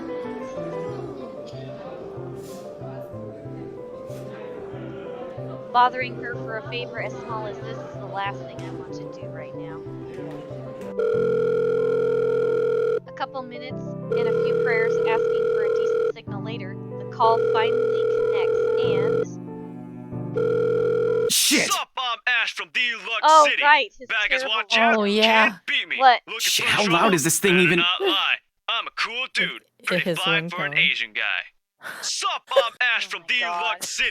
Back I'm as watch sorry out. that you guys have Can't to beat hear me. this awful Looking for ringtone. trouble? Better not A sharp lie. ringing I'm a fills the cool entire dude. hall. Pretty fly for an Asian guy. Drowning out all the Sup, I'm cringing. Ash from Deluxe City. Back as watch out. Disrupting the Can't pleasant beat me. quiet that Looking has for settled. trouble? Soon enough, Better heads not begin to lie. turn around I'm in a search cool of the dude. sound, Pretty mine fly included. for an Asian guy. Sup, I'm Ash from Deluxe City.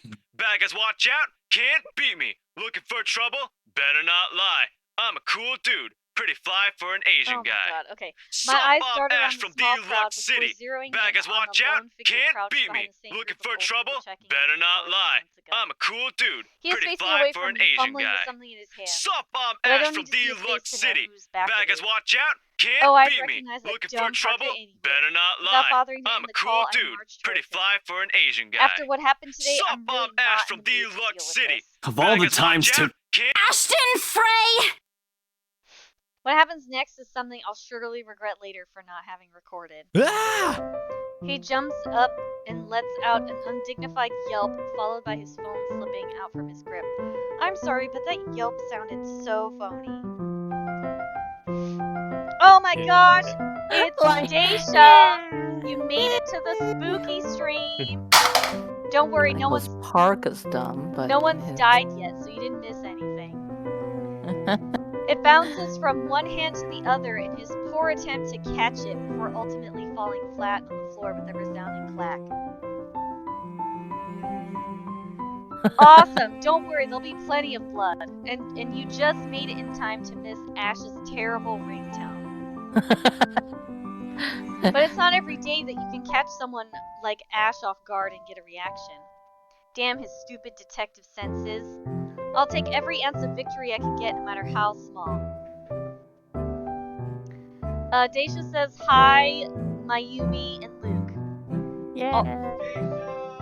Luke from the kitchen says, Daisha!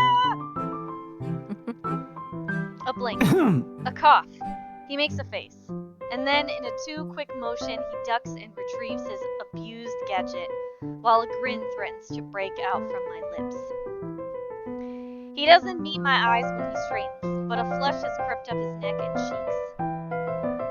In another universe where we haven't known each other for 5 years, and suffering through his teasing isn't a day-to-day occurrence, chances are I'd find that adorable. Endearing, even. Unfortunately, this isn't that kind of world. The way things are, I'm already content to see him out of his obnoxiously calm and collected disposition. Hello to you too, scaredy cat. I could stand to be greeted like a normal person, you know. What? And miss that look on your face? No way. Oh man, I should have taken a picture. I am so honored you find this funny. Is that how you treat your guests? I think I need to talk to your supervisor. Talk to yourself. You aren't even a guest here. What are you doing here in the first place?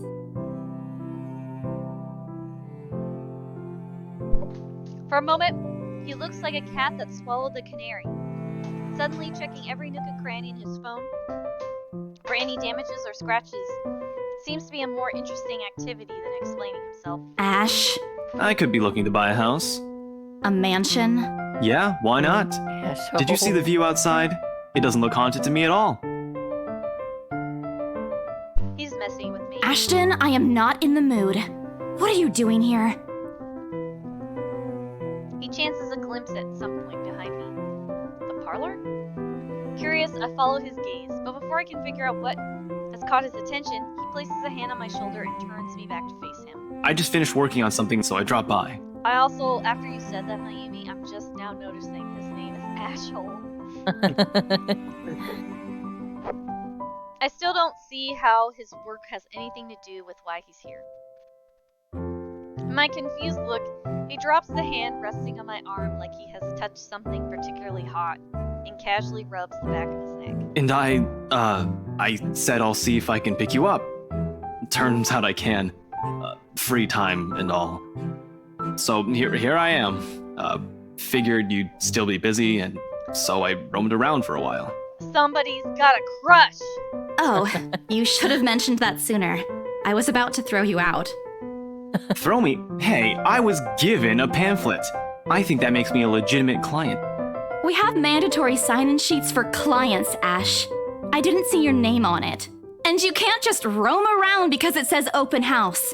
Normal people actually follow an etiquette here. Right, okay. I think I'll just go ahead and... No, wait. I wasn't really going to throw you out. Rose said... Never mind. I was just about to leave anyway. Wait, what? Now? Man, I'm really good at just pushing random buttons and making stuff happen. I didn't mean to pull up the menu. Something must have shown in my face because he pauses and gives me a long, hard stare.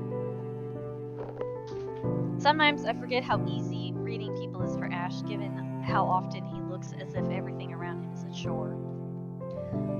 I avoid his eyes, hoping he'll drop the subject and won't ask any more questions. The last thing I want is to tell him what happened, especially the part about the letter. In fact, he's the last person on Earth I'll ever think about telling it to, if I can help it. Sure, he's a dependable guy. God knows how many times he has helped me, even without asking me for it. But stuff like ghosts and the supernatural, he'll never believe those, even if he hears it from a friend, except maybe if it's Becca. On a good day, the most harmless thing he'll do is give you an explanation why those things have no chance of ever being real. At worst, he's insufferable. He'll poke fun at you every single chance he'll get. Ashhole. What did I ever do to him? He never does that to Becca or Zach.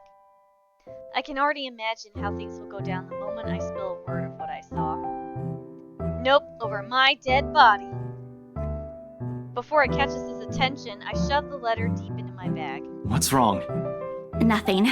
Let's just go. Doesn't look like a nothing to me. We still have Zach's movie tonight, remember? It's still early.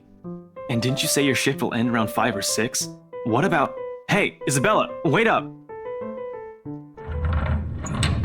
A rush of air greets me as soon as the main door opens. Not the usual autumn draft, but it's a welcome change from the stifling atmosphere inside the mansion. Ash's footsteps are quick behind me. The soles of his shoes thumping hard against the polished concrete in an awkward cadence as he brushes his head. He calls out once, twice. The mansion still looms in the background. Whispers calling me back, shadows beckoning.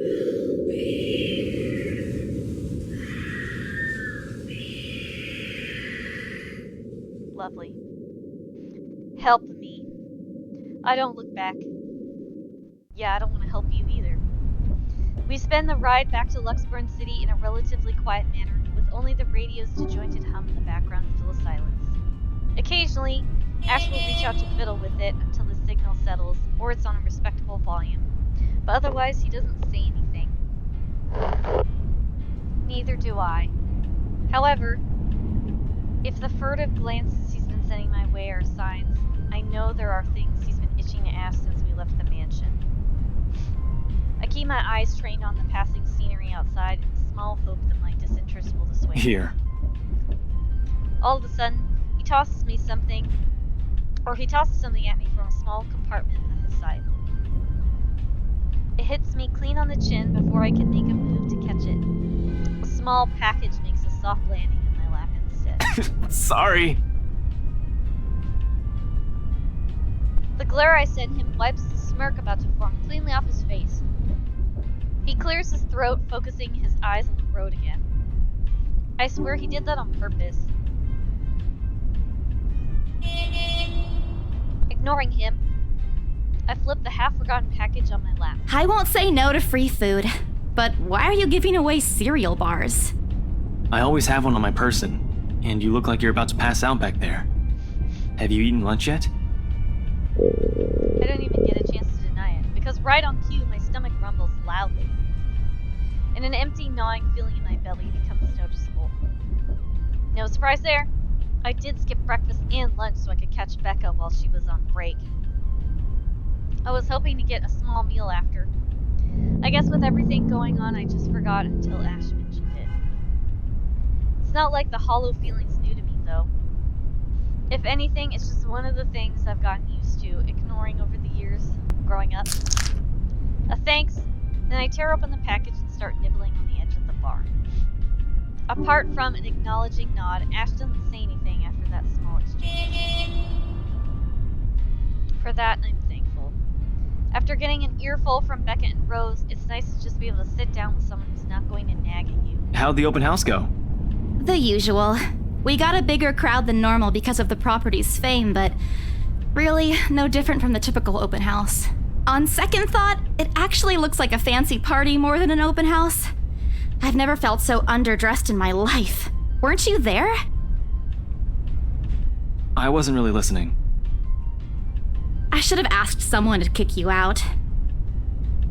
No, you won't. You were too busy. And what makes you so sure?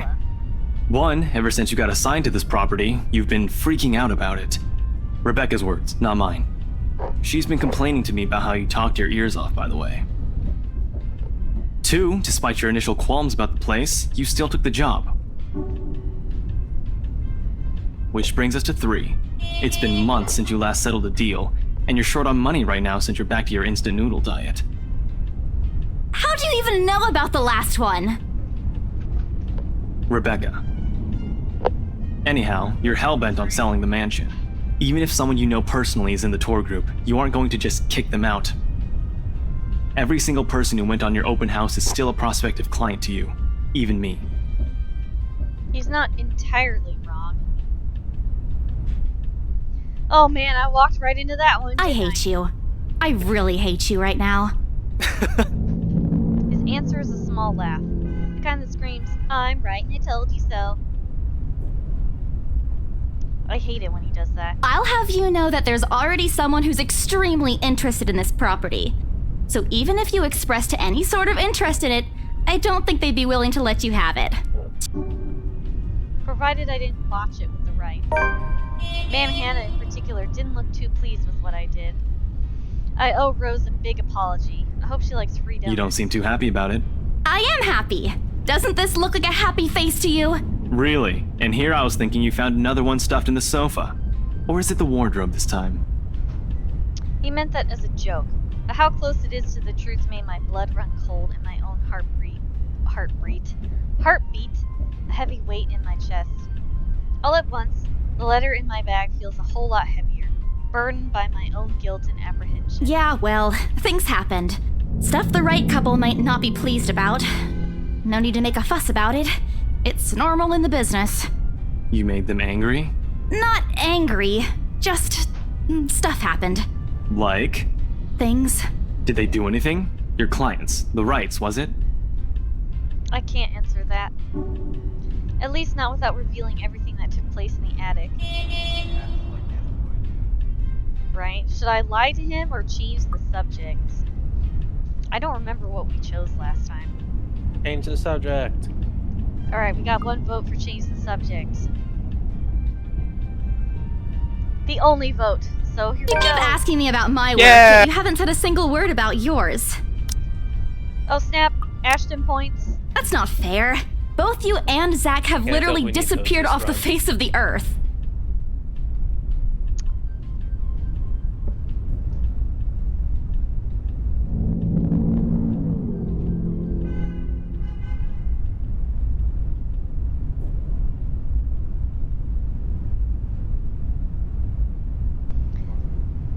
An over-exaggeration, but changing the subject to something else is still better than an outright lie to him. Sorry, I got asked a question. Besides, it never works out with him.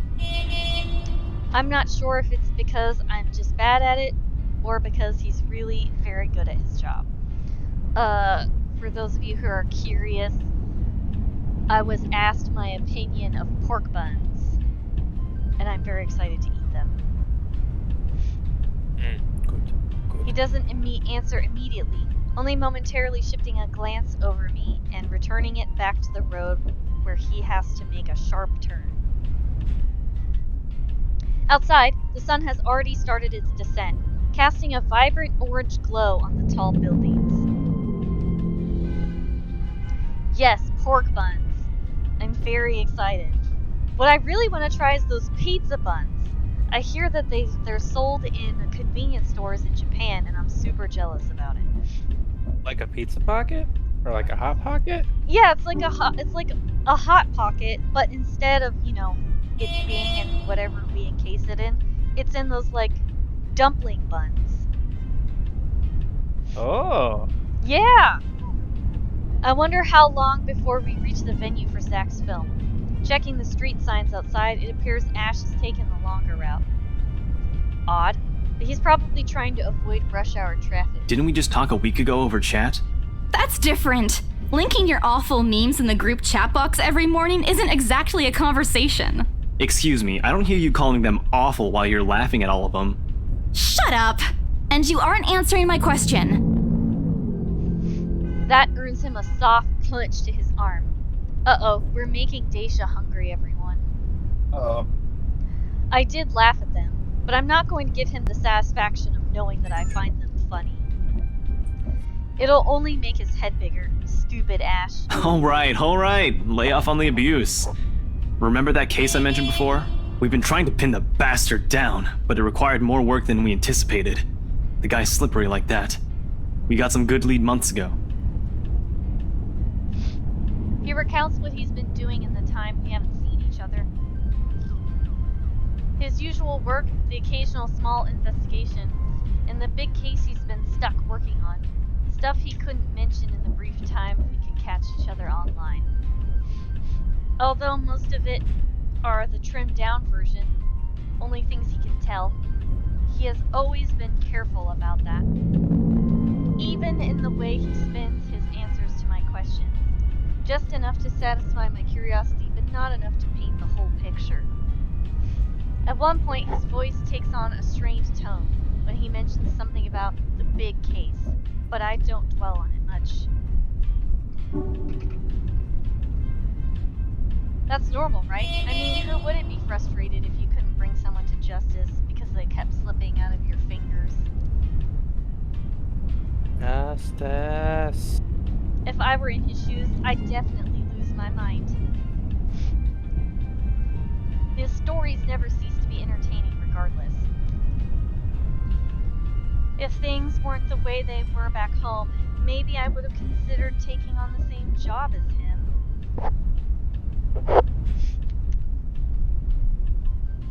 Oops. I dropped something.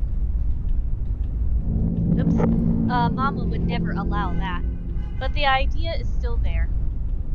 Along with countless others I've let go. Time passes quickly between us in this manner, and before I know it, we're already at the movie house. A small crowd has already formed in front of the theater when we arrive. The Lift Fest, short for Luxborn Independent Film and Theater Festival, attracts a bigger crowd annually, and this year's no different. I've only been to a few indie film screenings with Zach, so I'm not an expert on the matter. But I know that for people hoping to make a break in the industry, getting your film recognized by a local event like this is already a big deal. Especially for a newcomer like Zach.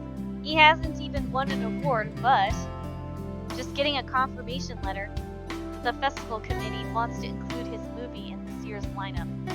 Already put a grin on his face for weeks. Speaking of the guy, he's impossible to miss. At 6 feet, he appears to loom over most of the moviegoers. And with his large build and heavy voice, there's no surprise when people give him a wide berth as they pass by. It's often easy to mistake him for someone intimidating at first glance. I did, back when I didn't know any better. Ash did too, I heard, once early in their friendship. Oh, there's Zach! Hey, you guys! Long time no see! Zach's face lights up with a smile of his own. He moves towards us with careful steps, taking a significant effort to make himself smaller as to not bump or accidentally hit anyone. Typical Zach. As he nears, Ash casually raises his hand and greets Anne. Sup, Z-Man, my main man. What's crack-a-lackin', my homie? Oh my god, why does he have to be so weird and cringy? The awkwardness that descends within the immediate vicinity of our small group is palpable enough. Somewhere to our left, a girl giggles, and only then do I become aware of my mouth hanging open. I'm almost amazed how Ash can say that out loud with a straight face. Almost. Considering his track record, I should be used to it by now. Zach seems to be. Yo, stop trying to act black, Ashton. And you're the only one who calls me Z-Man.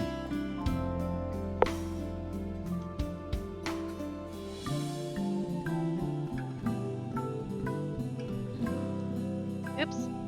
I accidentally pushed the button too soon. There's a fondness underneath his exasperated tone. If this were any other person, he'd likely be offended. But years of friendship and familiarity have made those words harmless to the others here. Or at least enough for both to take it in stride. It's been a while, Zach. I hope you didn't get into trouble again. Not much to get into trouble lately without you, I'm afraid. I'll let you know if something comes up, though. Nah, I ended up with chicken down stuck on me last time I agreed. I'd really love at least this year to pass without some sort of accident happening again. Hey, I take offense to that. It wasn't that bad. You really have no idea.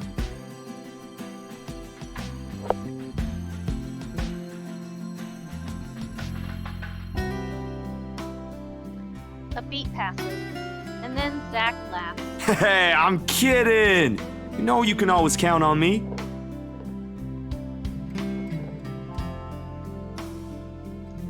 It's a story only the two of them are privy to. Every now and then, Ash will enlist Zach's help on something. Becca and I never really found out what the real deal is with those adventures, as Ash calls it. Them both aren't willing to tell due to some unspoken agreement. She insists that if it's Ash, it's likely not something illegal or life-threatening. I tend to believe her on that. Sometimes. Boys will be boys, I guess. I give Zach a small wave from behind Ash when his attention eventually turns to me. Bella! Huh? Rebecca's not with you.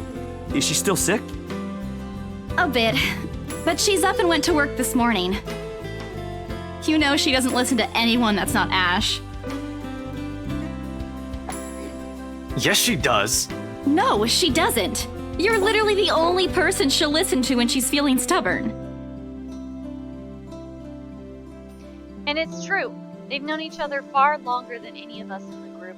Childhood friends and all. But don't worry, Zach. She's probably on her way here now. She promised she wouldn't miss your movie. Isabella! Oh, thank goodness! Speak of the devil.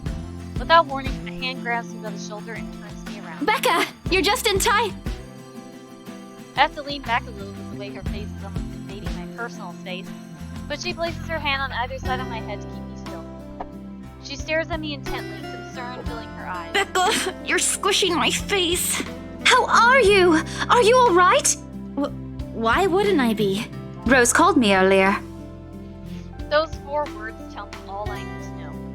Since I don't have family living close by, and the only other relative I have here works on the far side of the country, I gave my company Becca's contact number in case of emergency. I should have known Rose would call her. I push Becca's hands away from my face, although she lets go. Her eyebrows remain drawn together. Oh, no, everything's good. Rose covered for me at work today. That's not what I'm talking about. How's your head? Beside me, Ash snickers. I fight back the urge to elbow him in the place of trying to avoid Becca's hand as she tries to reach out for the said area. I do my best to dodge her, all at once, moving to hide behind Zach. Sorry for using you as this human shield, Zach. No, you're not. Oh, it's nothing. I just slipped off a few steps on my way down. I blacked out for a few seconds and had a minor bump, but it's just that. So, if you black out, isn't that a concussion? You blacked out? It's not something to brush off. It's lack of oxygen to the brain, so like I think fighters get blackout, but they don't get a concussion if they get choked out. Oh, okay. Come on, at least let me check it. It's extremely minor. You wouldn't even know it's there. Isabella, this isn't a laughing matter. She did look pale when I saw her. Wow, thanks a lot, Ashton, you traitor. I'll get you back for this. Just you wait. What? I'm just saying it as it is. If you mentioned this earlier, we wouldn't be having this conversation right now. I'm sorry. Saw her? Yeah, they arrived together. Bella looked fine to me then. I don't know. Something crosses Becca's face, but it's gone before I can figure out what it is. Oh, that's good. At least she didn't have to travel alone, right? At least. Good. At least now we know that she was in love with Ash, so this makes a whole lot more sense now. See? I'm okay.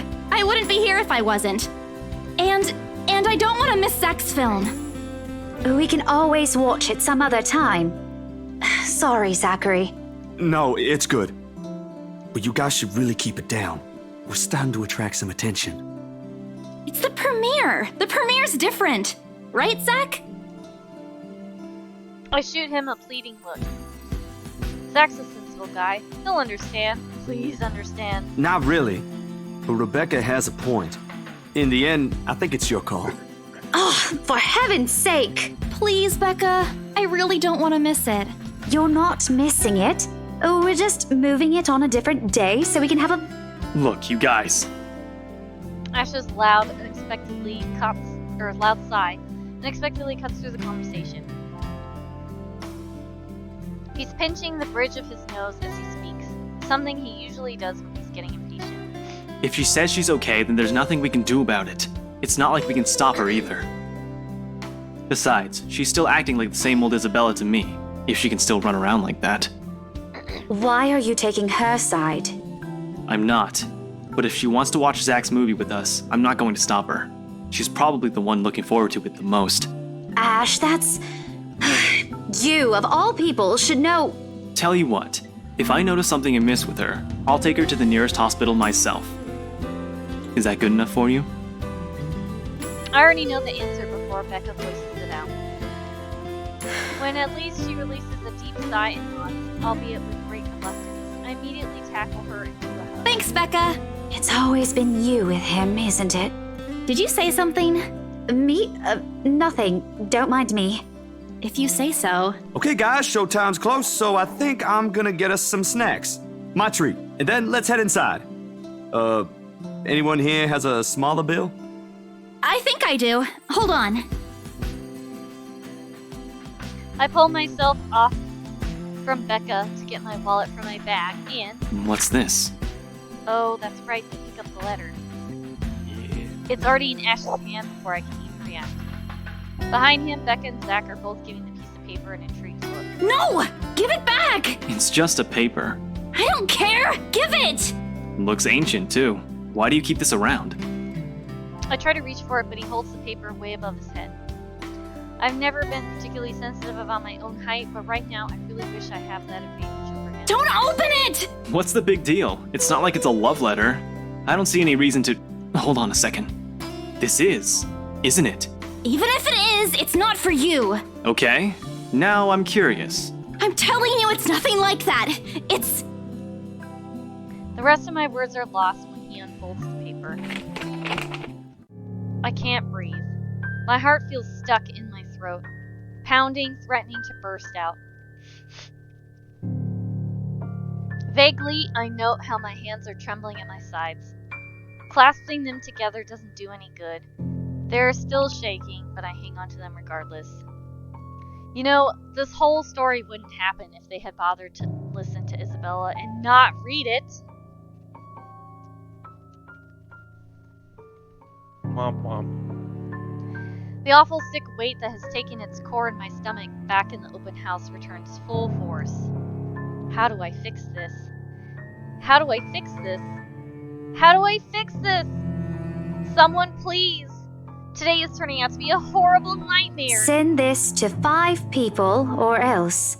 Well, that's... interesting. Guys, I think we should listen to Bella first. Aren't you a few days early for Halloween?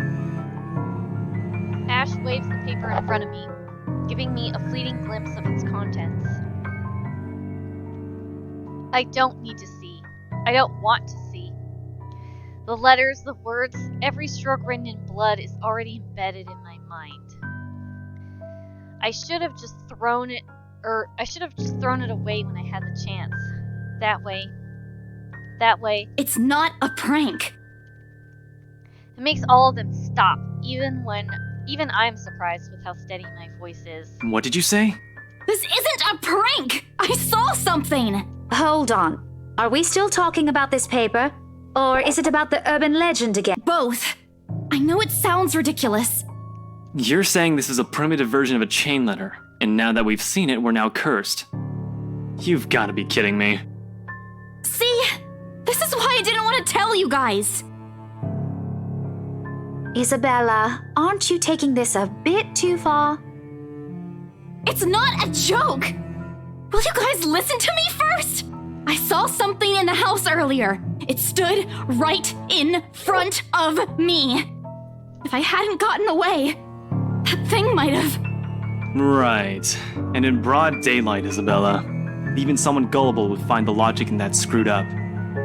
There's also no way in hell that this supernatural shit is true. But it's real! What do you think I saw? A hallucination? A delusion? Didn't you say you fell down some stairs? So maybe Rebecca's right. It happened after, when I was trying to get away. I almost got stuck in the same room with that thing. We're all in danger. I thought you were my friends. Why don't you believe me? We are, and you know that. But this thing and that thing has got nothing to do with the other. When Rose called earlier, I thought she's just exaggerating.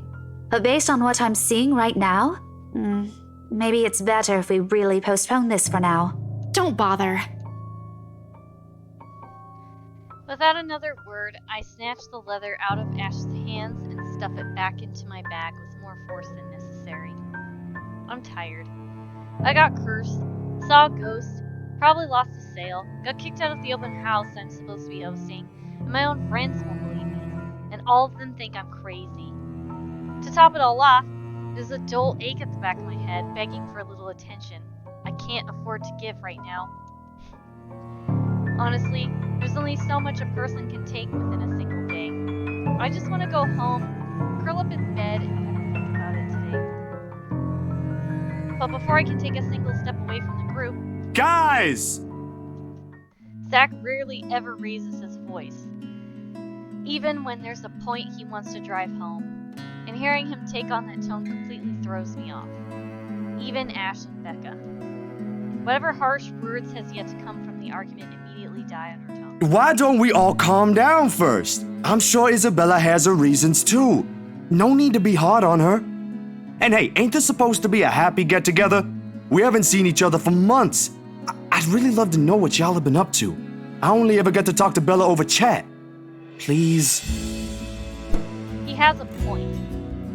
Ash, for all his attempts to look cool and distant, has also been looking forward to this. He even took time to call this morning for a reminder. He never does that. Becca too. I'm pretty sure that's another reason why she got out of bed today. Yet despite Zach's attempts to lighten up things, or Ash's and Becca's acquiescing gestures, the tightness in my chest remains. I should have kept it to myself, or at least went with the idea that it's a prank. If I did, things might not have turned out the way that they had. No sour mood, no bad vibes. Careless, so careless. Maybe leaving is the better decision for all of us. Let's go home, because we didn't do that last time. I know I'm being selfish, but if I stay, I'll get in the way. Aw, I made Zach and Ash sad. But Rebecca's really happy. I can't look Zach in the eye when my excuses come tumbling out of my mouth. I'm sorry. Today's not a good day for a movie night out. I think I'll pass. Enjoy, you guys. Isabella, wait! I leave without another word, one step after another as fast as my own 2 feet can take me away from them. Becca calls after me again. Zach and Ash do too, but their voices become lost in the hustle and bustle of the afternoon crowd. It's strange, to walk home like this, to bump shoulders with people you don't know. I felt the same way years ago, fresh off the boat in a foreign land, with no one else to depend on. I won't deny that I was nervous. Now? Well, it's not every day that you get into an argument with your friends. Not every day that they won't believe you, even if you are telling the truth. It feels like a betrayal of sorts. It leaves you hollow. And in this faceless city, it's impossible not to feel alone. The sun has already set by the time I reach the comfort of my own room. On my phone, there are 4 messages waiting to be read. 3 from Zach and a lone voicemail from Ash. Becca will probably drop by later to check on me, to say the same thing these messages likely contain. Yet I can't bring myself to open or listen to any of them, much less look forward to anyone's visit. So, without taking another glance at it, I slide my phone back to my bag and flop down on my bed, allowing the heavy feeling in my chest to finally pull me into an uneasy sleep. Perhaps tomorrow would be better. A little bat blush. The darkness closes around me, grasping, pulling, engulfing me. The ground caves in, and without warning, I'm falling. My eyes snap open. For an instant, it doesn't immediately register where I am. Both my back and shoulders ache after I've fallen asleep all hunched up the night before. Drenched in sweat, and the nest of pillows I often keep around me feel more suffocating than comforting.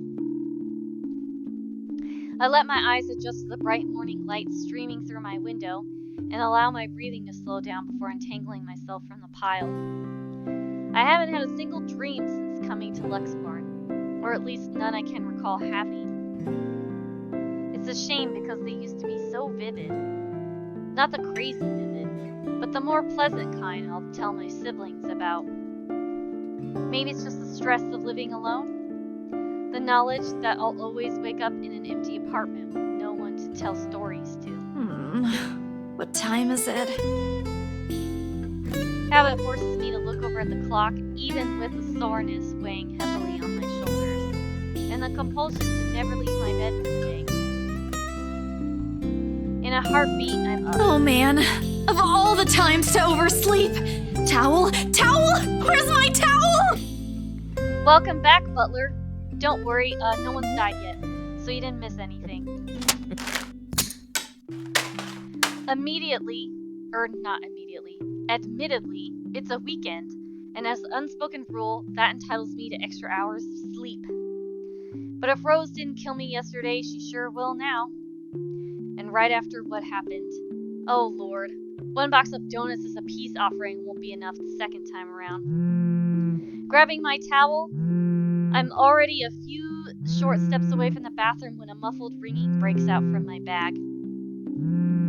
There's a moment of indecision at first, my mind conflicted whether I should just ignore or answer it. But what if it's Rose? Or worse, our boss? Ah, sheesh. In the end, the rational part of my brain wins out. The letter from yesterday peeks out when I pull out the device. Just the sight of it is enough to put me in a foul mood, and it takes every force of will for me to ignore it in favor of answering the call. The caller ID reads Mama. Huh?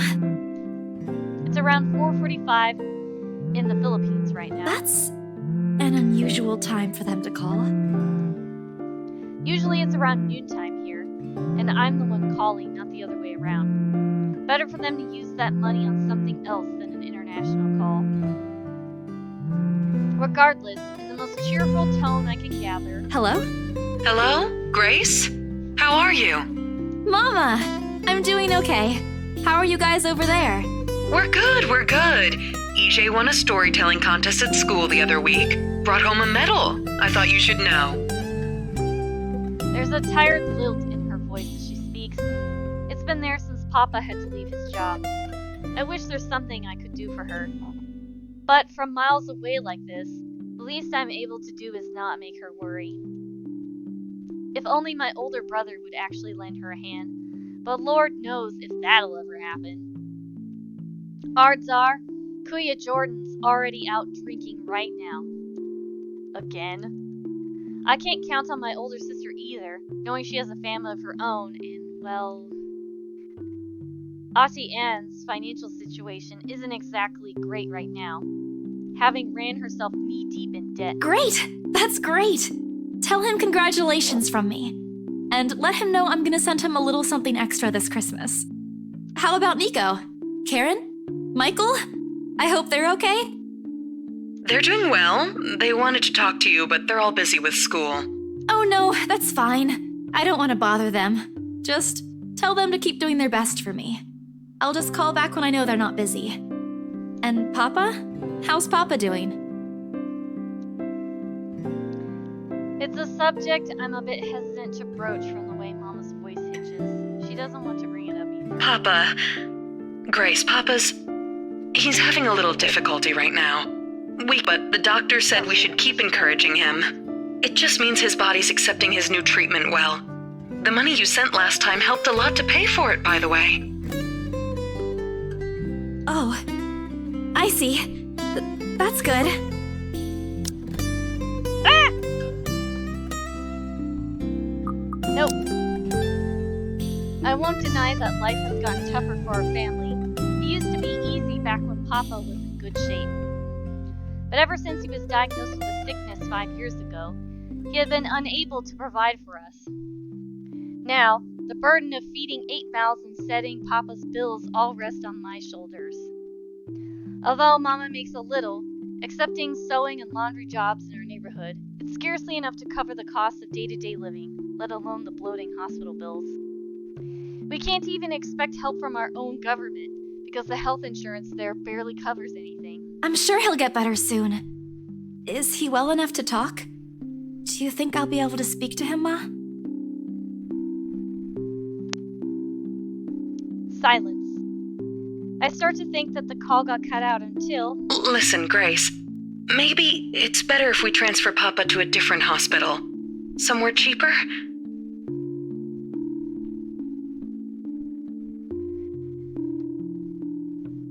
What?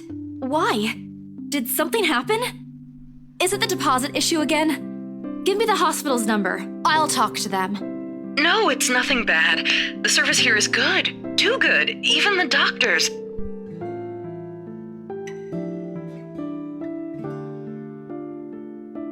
But I'm worried you're working yourself to the ground because of it. Mama, we've been through this before. I want the best for Papa.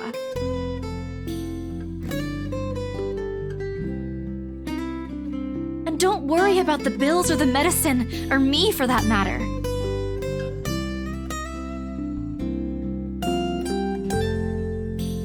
I can handle myself. Everything's going well here. In fact, we're about to close a large sale.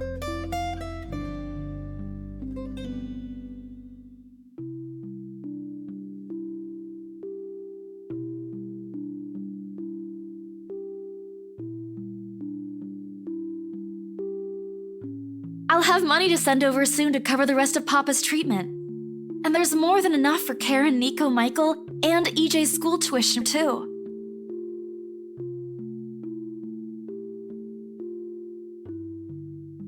Thank you so much, dear. I appreciate it. We all do. But I just wish you'd come home to us soon.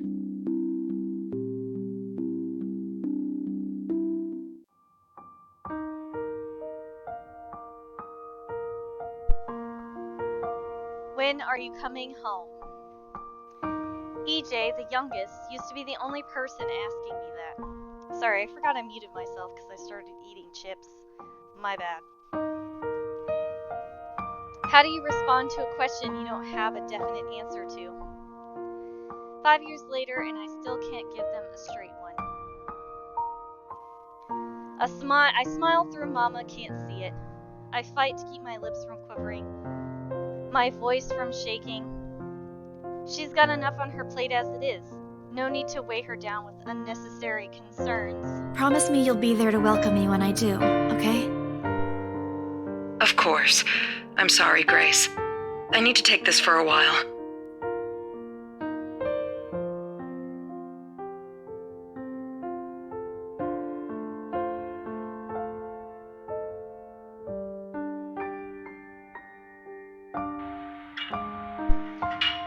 There's a small commotion at the other end, and the sound of gates opening and a voice of a child. EJ, talking excitedly about his day at school, tapping of the feet on the floorboard as he runs.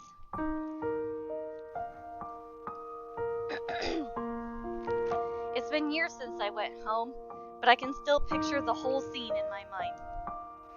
How tall is he now? Are the neighborhood kids bullying him now that I'm not around? Did Mama rearrange the furniture in the living room again? What are they having for dinner? I miss them.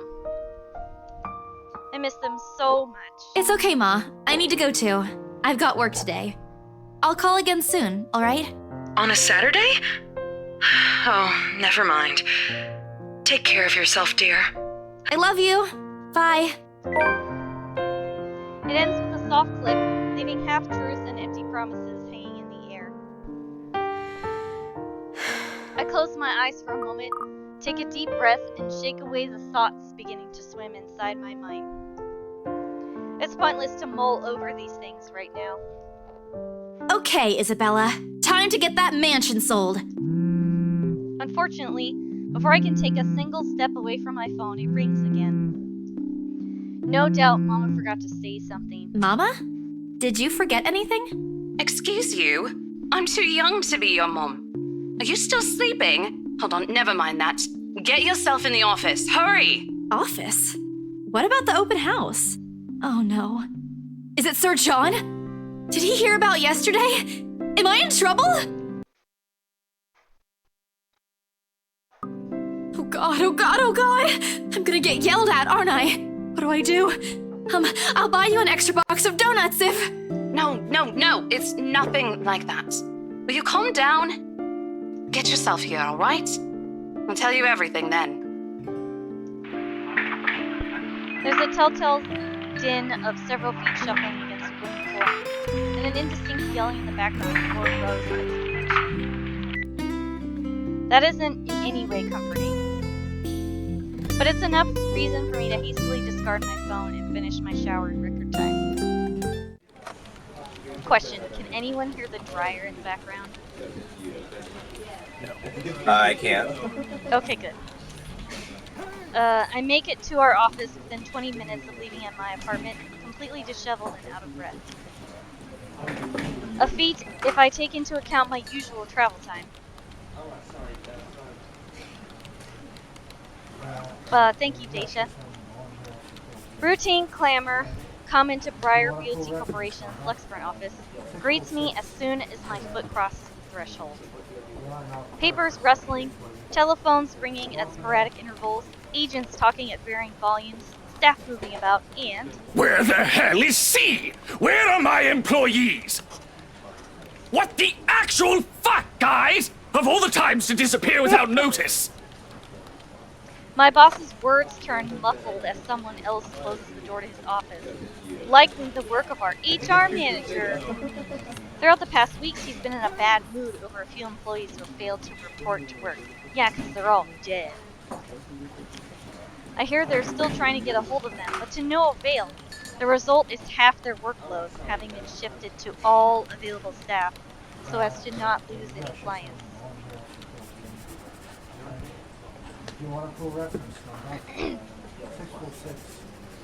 Not that I mind the extra work. If anything, it means I'll have more to send to my family back home. Although the rumors of a branch closure circulating because of this, indeed a bit worrisome. My bag barely touches the top of my table when Rose pulls me aside. Here, I need you to help me with these papers. If you could also get these signed and photocopied before lunch today, that would be great. One after another, she thrusts a bunch of paperwork in my hands without explanation. A page flutters from the top of the pile, and I lean down to pick it up, my eyes scanning the top of the page as I strain. A purchase and sale agreement. Rose simply gestures her thumb in the direction of our visitor lounge when I tilt my head in question. There, seated on the sofa and looking completely out of place in the humbly decorated room, is the same couple from the day before, the Wrights. Something bubbles up in my throat. Their presence in my office can only mean one thing. They're buying it? We got a deal? She swats in my hand, tugging her sleeve, although her eyes are alight with something akin to joy. She wants this sale to happen as much as I do, now that it's here. The deal needs to be closed, yet documents need to be signed, still, but the elation is there. Along with a foreboding feeling I can't quite... I had to do a little damage control, but they're already interested in acquiring the property, even before they attended the open house. I mean, isn't it obvious? They already hired an interior designer. I've never seen a buyer as aggressive as Madame Wright. She didn't even try to negotiate a lower rate. One at a time, Rose. I can't process everything you're saying at once. What do you mean? They're paying 15% higher than the listing price, as long as we get the paperwork done as soon as possible. Not in today's I think if we allow it, they'll be paying up front, too. I mean, if even with that urban legend? No, it does not, I'm sure. Rose nods. Oh, I was so sure we lost the sale after yesterday. Dacia says, that's just another sale these days. Don't look so surprised. We still have to conduct some last few checks before we completely hand it over to them. Please. I'll happily do the paperwork duty, Rose. I'll even go to the land registry myself and make sure the property changes hands with every single legal blessing. Ooh. Don't they have better things to spend money on? No. I mean, actually, yes. If they got a helipad and a helicopter, that would be better. I'd haggle it down to the lowest possible price if I were in the place, especially with the stories attached to it. Not that my opinion matters one bit here. We're just their agents who are going to receive a hefty commission after all, nothing more. Rose gives me a pat on the shoulder, signaling that she's heading back to them, and unspoken instructions for me to follow after I'm done. It doesn't take me long to finish what work she left me. In fact, having her boss sign the agreement is the easiest, since it put him in a better mood to the entire office. Ma'am Hannah calls me over at the moment she notices my presence at the lounge door. Her lips are twisted in a frown. She doesn't seem particularly happy to see me, and I'm not surprised. Oh shit, Hannah doesn't like me. Who wouldn't be? I almost created a scene. Mr. Wright, however. Why, if it isn't the little Lily? I trust you're feeling well now. It's Isabella, sir, not Lily. I appreciate your concern. I'm feeling better now. I definitely don't remember him interacting with me like this the last time we played. I really don't understand why they can't get my name right. It's a fairly common name. It shouldn't be too hard to remember. Regardless, I hand him their copy of the agreement. I believe I can take that. Thank you very much. Ooh. With how elegantly she plucks the paper off my hands, it's easy to think that there isn't any trace of irritation in her. But it is there, radiating in her stiff stance, in the way she's standing at a fair distance from her husband, and how the two look to be ignoring each other.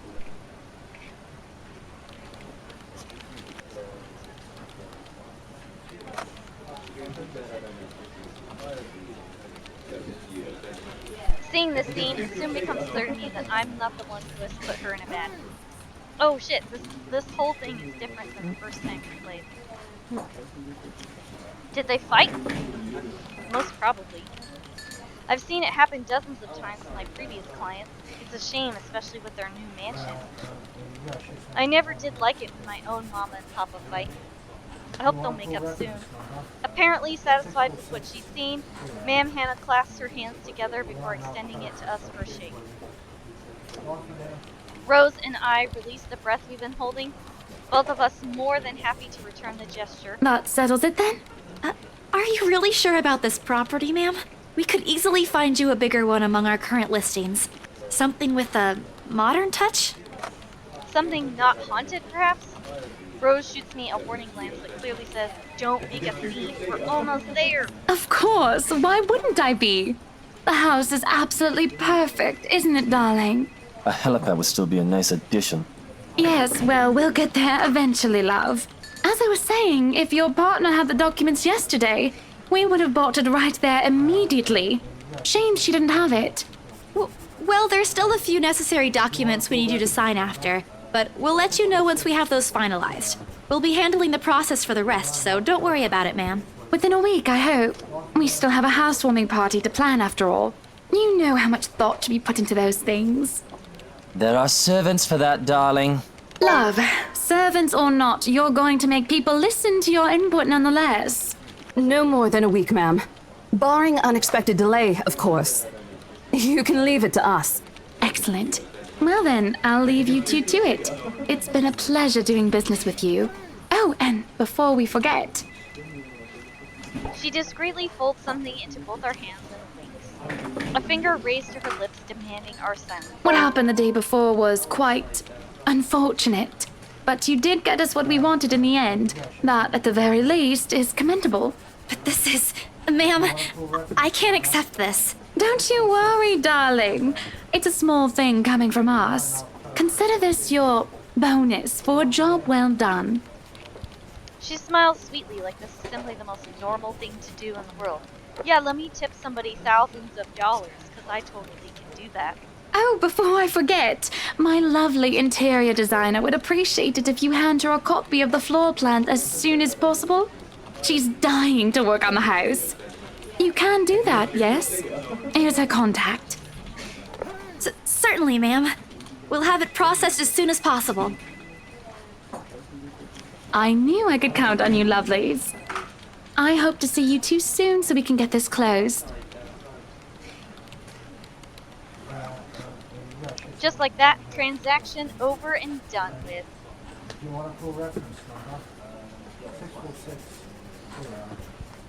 My mind's still reeling even after they've left. Other agents would kill to have clients like them. A part of me feels lucky about the fact no lengthy negotiations, no sudden chains of minds. Just talks, signatures, a few handshakes here and there, and we're done. The other part? A second ago, we sold a haunted property to 2 innocent clients. Sure, the commission's big enough to continue funding Papa's treatment and hospitalization, big enough to pay for all 4 of my younger siblings' schooling. Heck, it'll keep me away from instant noodle dial for months. I don't have to go back to the mansion as well, once the deal has been closed, much to my sanity's relief. But knowing that something's in there, and we gave it to the good couple despite that, oh, Isabella, things you do to sell a house and get money. Papa would be happy with that. At least I have good news to tell next time I call home. The little lie I told Mama this morning isn't a lie anymore. Well, there's something. So how does it feel? How does what feel? Your first big multi-million-pound sale, silly. I know you've been with us for years, but this has got to be memorable for you. Memorable is an understatement, Rose. Come on, show some enthusiasm. They gave us a bonus, too, aside from the commission and the other bonus boss promised. What are you gonna do with it? I don't know. Send it home, probably? All of it? Not everything, of course. Most of it. I'll leave some for my living expenses. Listen here, Isabella. I'll teach you something I should have told you before we ended your training.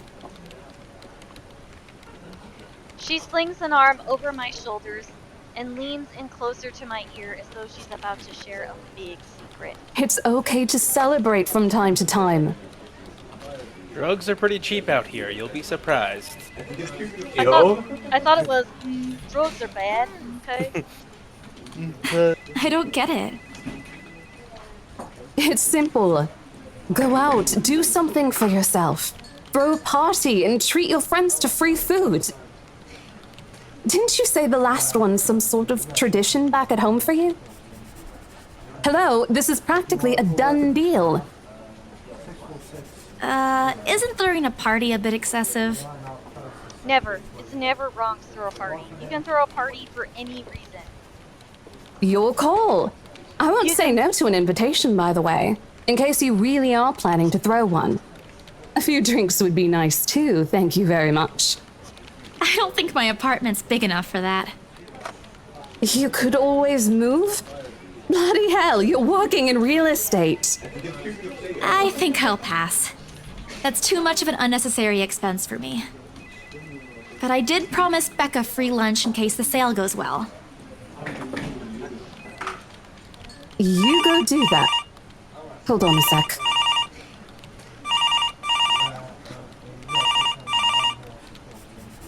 She quickly removes herself from me to answer the phone at her desk. Her tone shifts from playful to professional in the span of a few seconds. Today? Not a problem, ma'am. I could bring you a copy of the contract if... Must be another client. Nothing surprising there. She's one of BRC's top agents, no matter how modest she appears. A saleswoman through and through. I, on the other hand, have very little knack for it. Of course, I learned eventually. I had to. But someone else will, without a doubt, do a better job. Once, though, in a drunken stupor, Rose told me a story of what could have been.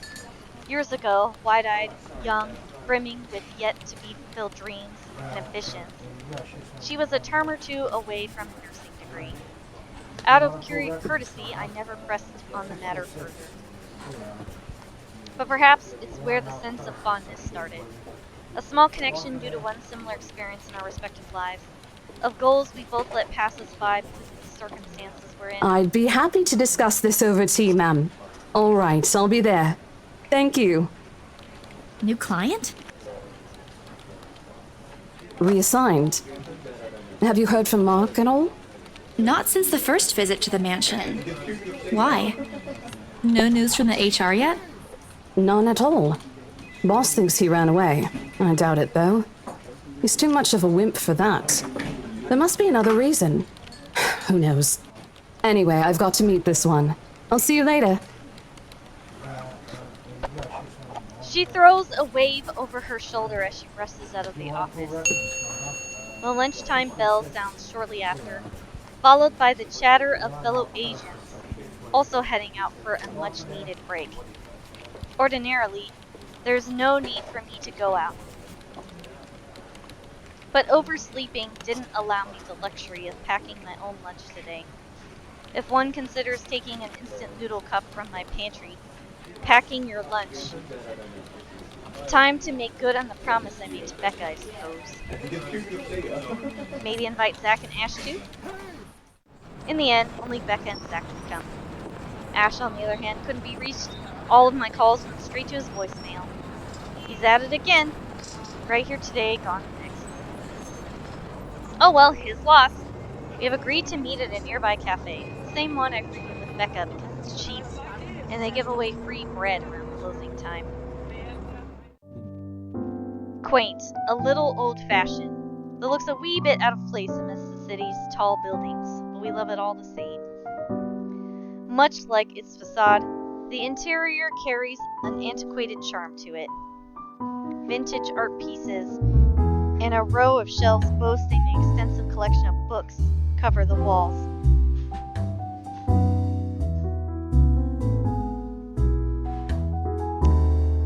Daisha is asking if British adults have lunch bells at their office. You know, that is interesting. Perhaps the internet can tell us. Time to look it up. I'm pretty curious about this too. It would have been nice to hang out here for a few hours on end, but even on a weekend, the place is still packed with people. Thankfully, Becca and Zach have already found seats and are engaged in some casual chatter when I arrive.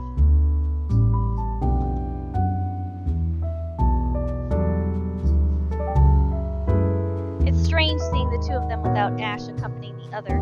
They've never been particularly close.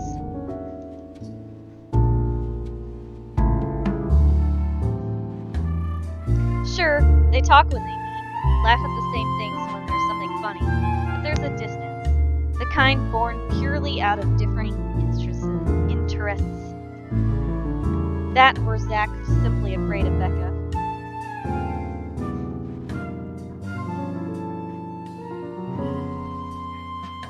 It's not impossible, and I won't blame him if he is. He might be the tallest in our group, but everyone knows that it means nothing against Becca's temper.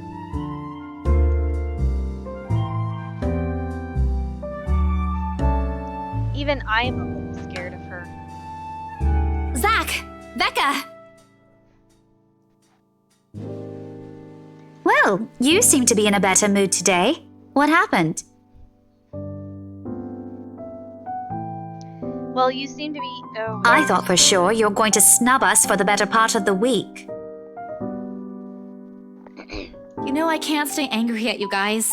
I was upset. I still am, but... Well, something did happen this morning. Let's order food first, okay?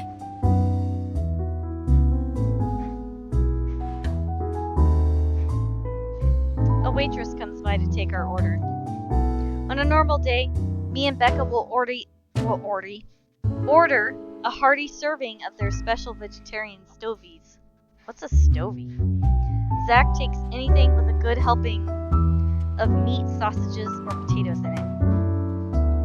Daisha, I tried looking up, do British adults have lunch bells? And I couldn't find anything. Sorry.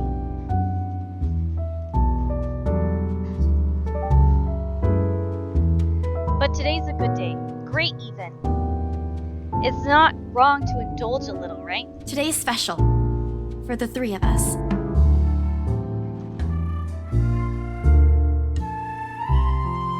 Even the person jotting down our order looks surprised at today's meal choice. She writes it, nevertheless, and leaves without a comment.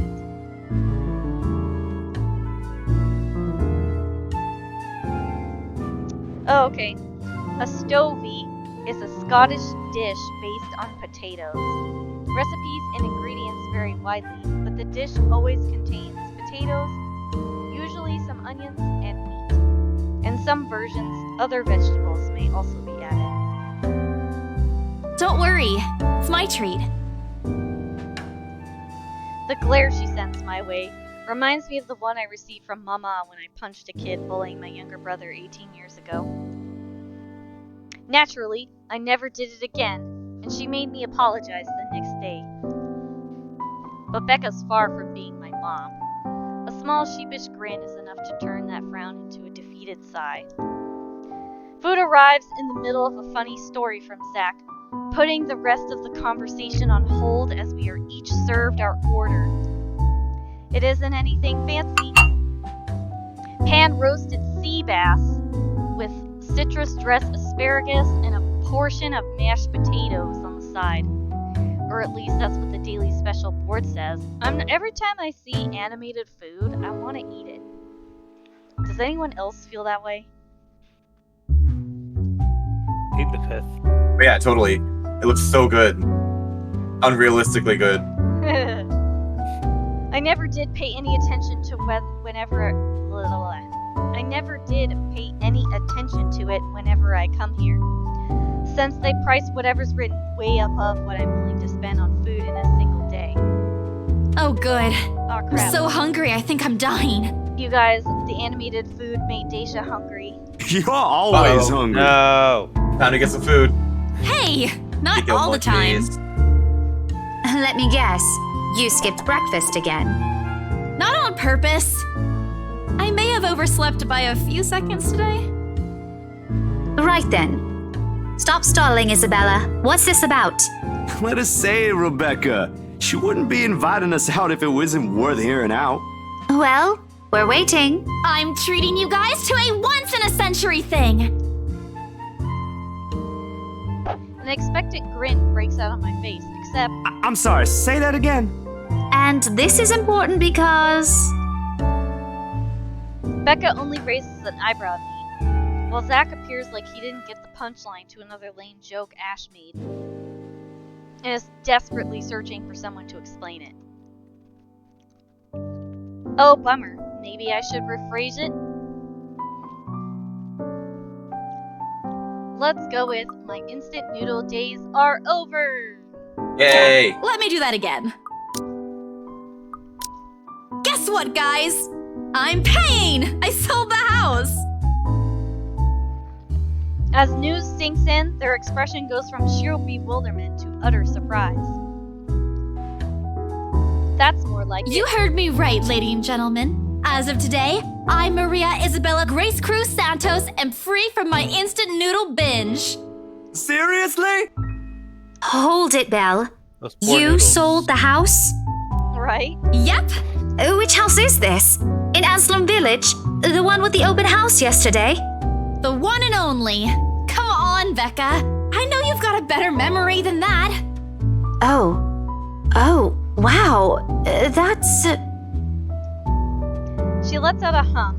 Although she's nodding, she gives the impression of someone who has just heard something unbelievable and is still forcing her brain to absorb it. Did she think we wouldn't be able to sell it? Have some faith in me, Becca. Am I not your best friend or what? You don't believe me? No. I mean, maybe, but you kind of had a meltdown yesterday, so... Right? The words tumble out of my mouth before I can stop them. I've been trying to avoid bringing up yesterday's little spat, and judging from the looks on their faces, it seems like they are too. Me and my stupid mouth. I'm sure it ain't the way you're thinking, Bella. No, I do believe you. But don't you think the sale happened a bit too fast? The open house only started yesterday, and now you already have a buyer? It happens from time to time. Yeah, but... Look, I'm happy for you. Just yesterday, you've been really worried where to get money for your dad's new treatment. And now, all of a sudden, you have something. What if the sale doesn't push through, or I don't know, they're a fraud, or they suddenly back out? Isn't it a little too early to celebrate? Rebecca does have a point, Bella. If you haven't closed the deal yet, there's still a chance they'll go back on it. They don't seem like it to me. The lady appeared to really want it, and she approached me without even finishing the tour.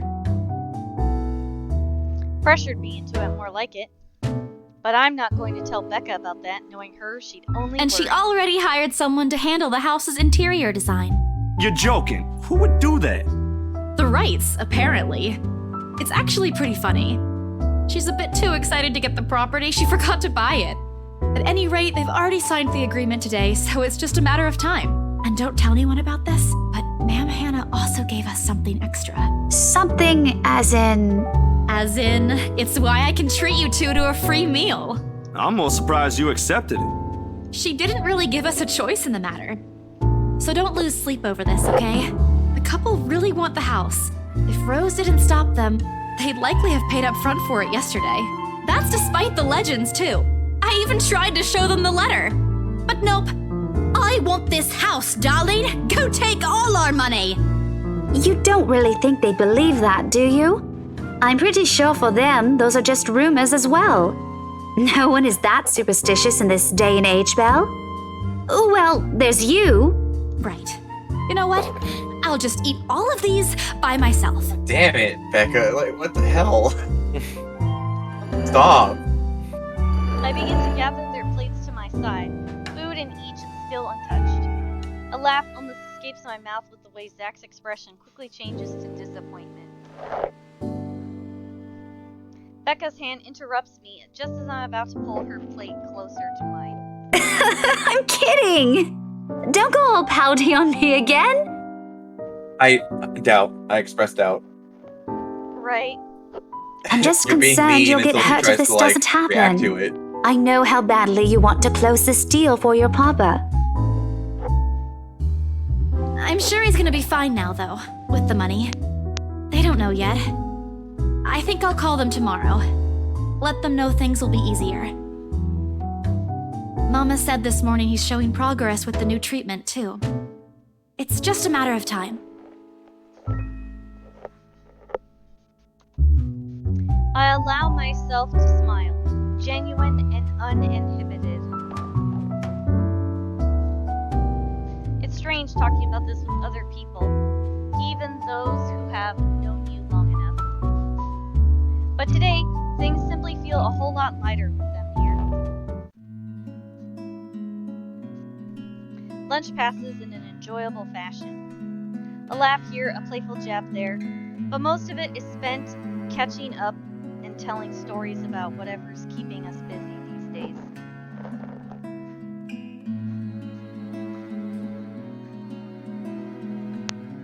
Something we couldn't afford to do the day before, taking into account what happened. Even Becca's surprisingly chatty. Is there something in the sea bass we ate? Zach, though, appears less energetic. While he's far from being the life of the party, he's definitely not the type to keep quiet in conversation with his friends. Apart from a few inputs, he's been silent the entire time. If Becca notices... Are you sure you're not feeling under the weather, Zachary? Huh? No, I'm okay. No worries, Rebecca. Doesn't sound okay to me. It's okay. I might be feeling a little bummed out today, but I'm sure this will pass. Is it about the reviews this morning? A pained expression crosses Zach's face. Almost immediately, Becca retreats in her inquiry as though the man's look is enough of an answer for her. I look between the two of them. Did I miss something? What happened this morning? Did I stumble on a big secret? This is why I don't like waking up late. You heard about those, huh? Sorry, I just happened to check on some sites this morning. Nah, it's a very sensitive topic in the first place. I should have expected it. What reviews? Becca glances at Zach, her motions unsure, eyes asking for his consent on the matter.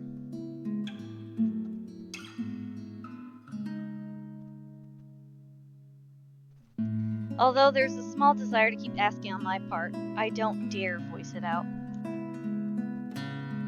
With Zach, it has always been better to wait and let him speak on his own. Becca too, to some extent, although with her, explosions of temper are more common. In the end, he simply answers with a shift of his shoulders, gesturing for her to go on with a tilt of his head.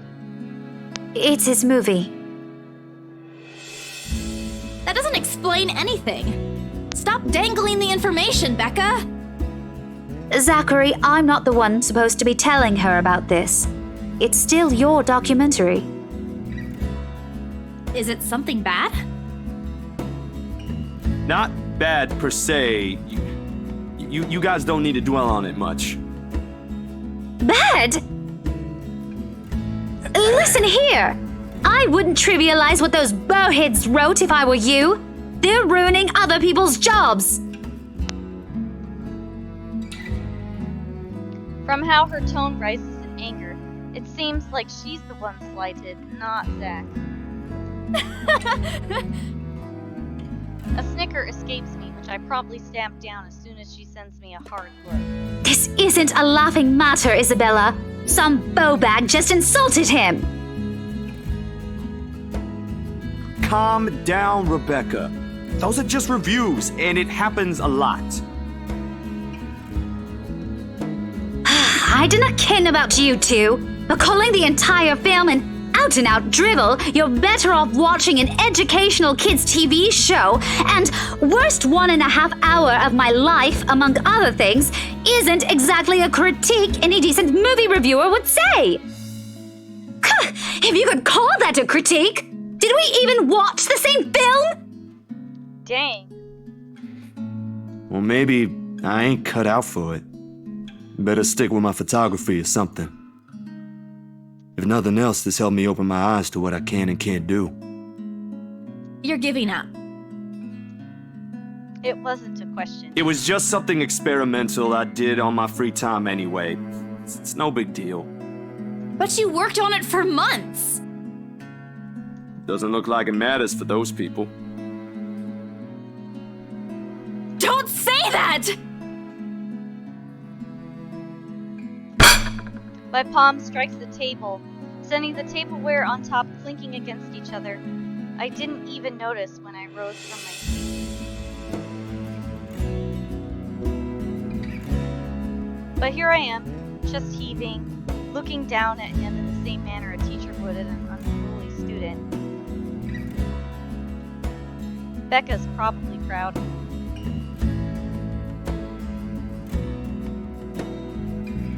I didn't mean to yell, but there are some things people like Zach aren't supposed to say.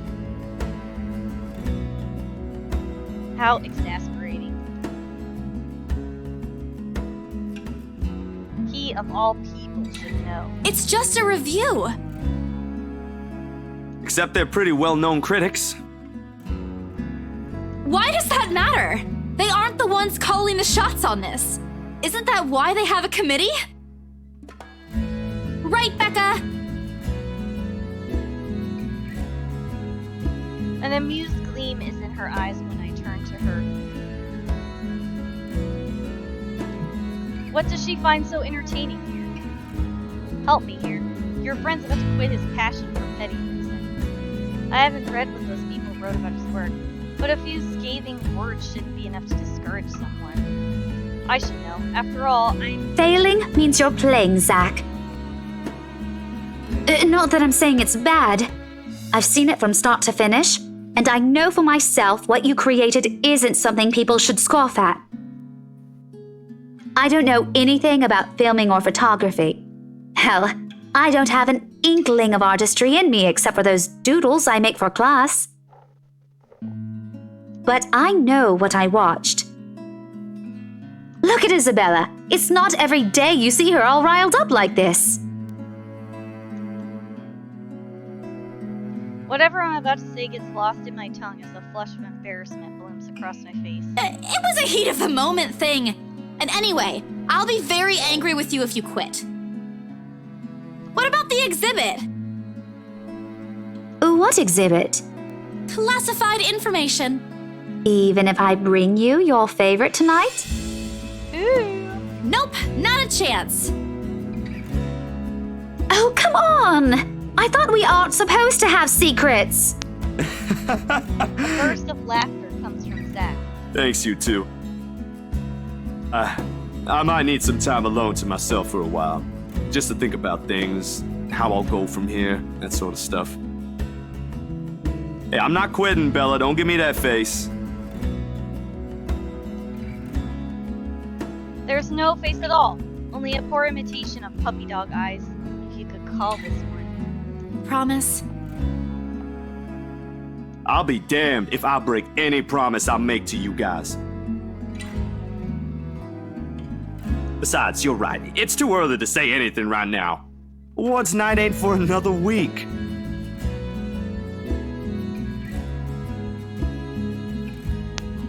That's all the answer I need from him. As sentimental as it sounds, there's fulfillment in knowing another person you know won't take the same path you walked. It's not like it's over for me, though. I still have time. I could still come back. Do my own thing. Do what I really want to do.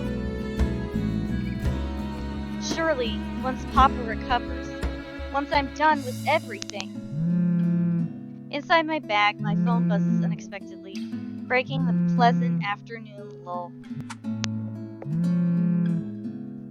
The screen shows Rose. Hey, Isabel. You at the office? Ha ha. Very funny, Rose. I'm hanging up. Don't, I'm kidding.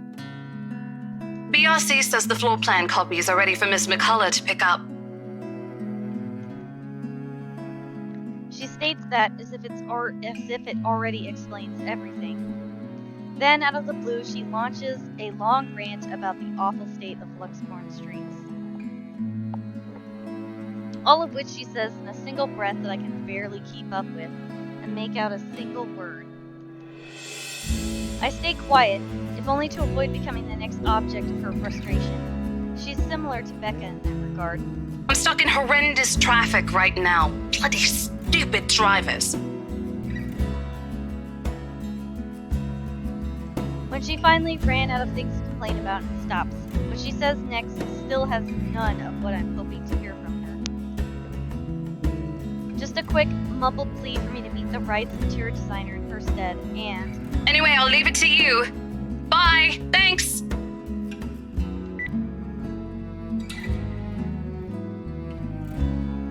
Classic Rose. She ends the call without even asking for my input. The sky is cloudless and noontime sun is beating down on the hard concrete when we leave the cafe.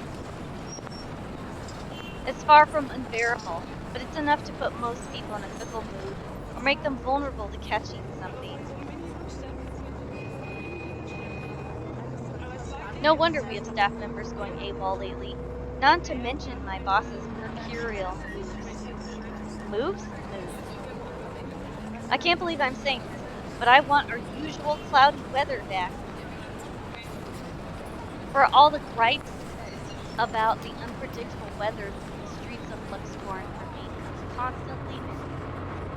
The hurried tapping of shoes against the pavement and inane chatter from the lunchtime crowd fill the humid afternoon air. A small reminder of the things was still have to do, regardless of how much I want the comfort of my own bed.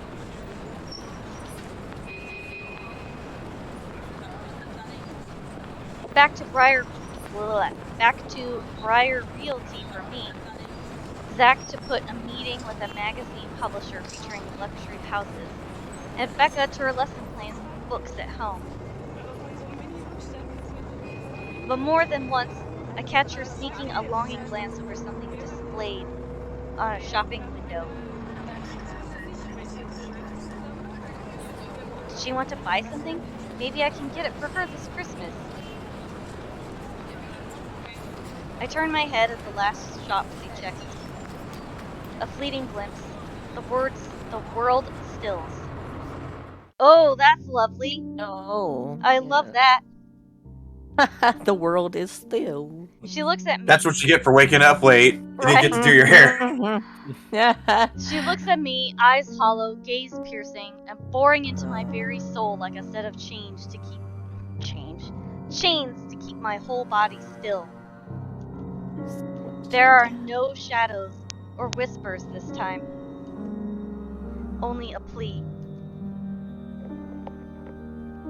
A hum, a low indistinct, compelling me, beckoning me, intent on dragging me to the void beyond the glass.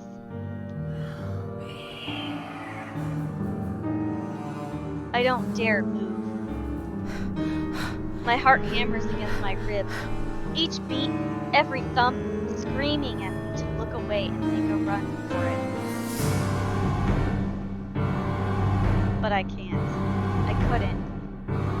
All of my limbs feel heavy, while my own breathing becomes strained in the face of her calls. Leave me alone. Her mouth is stretched in a grin, wide and unpleasant. The panic building up in my chest forces me to take a minute and step back. Tasha says she dislikes us greatly. Oh, yeah. I agree.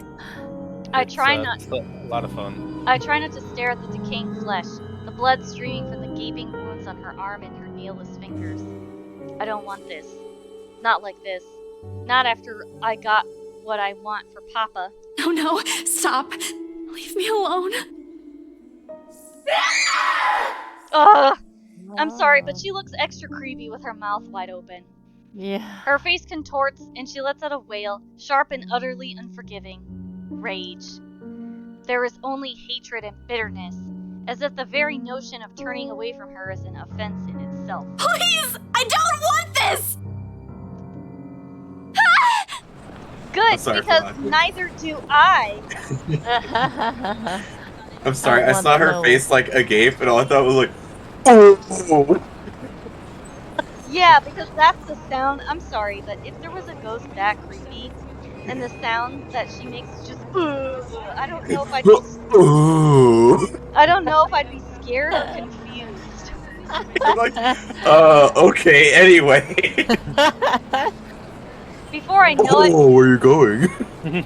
Before I know it, I'm stumbling backwards. My own throat hoarse from the screams I didn't even notice already coming out of my mouth. The back Get of a my Starbucks. the back of my feet catches on a loose stone, sending me sprawling on the ground. The resulting pain completely jolts me out of the haze blurring my mind. For a little while, my surroundings appear unfamiliar until Becca's face swims into my vision. A look of concern is on her face, and her hands are gripping my arms tight. Even Zach appears beside himself worried while he stands behind her, acting as a shield against the small crowd of onlookers already forming around us. What happened? Bella, you okay?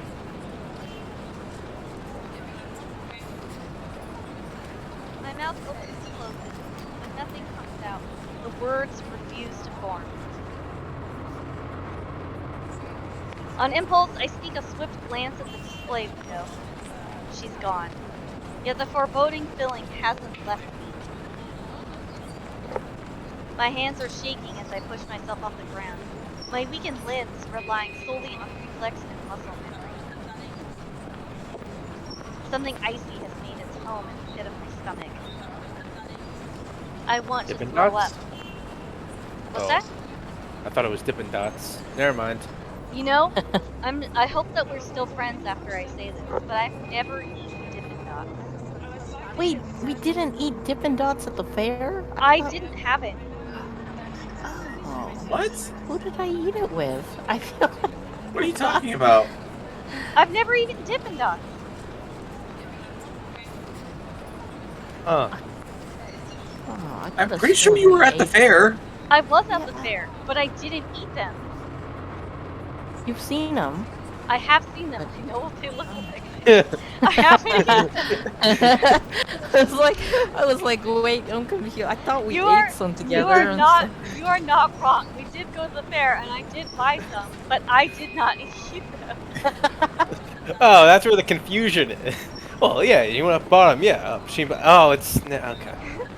Dacia demands that somebody takes me to the gas station and get me some Dippin' Dots. And of course, after I say I haven't eaten them, I lost my computer. So there you go. That's okay. They were I like, heard that no, one. no, I'm sorry.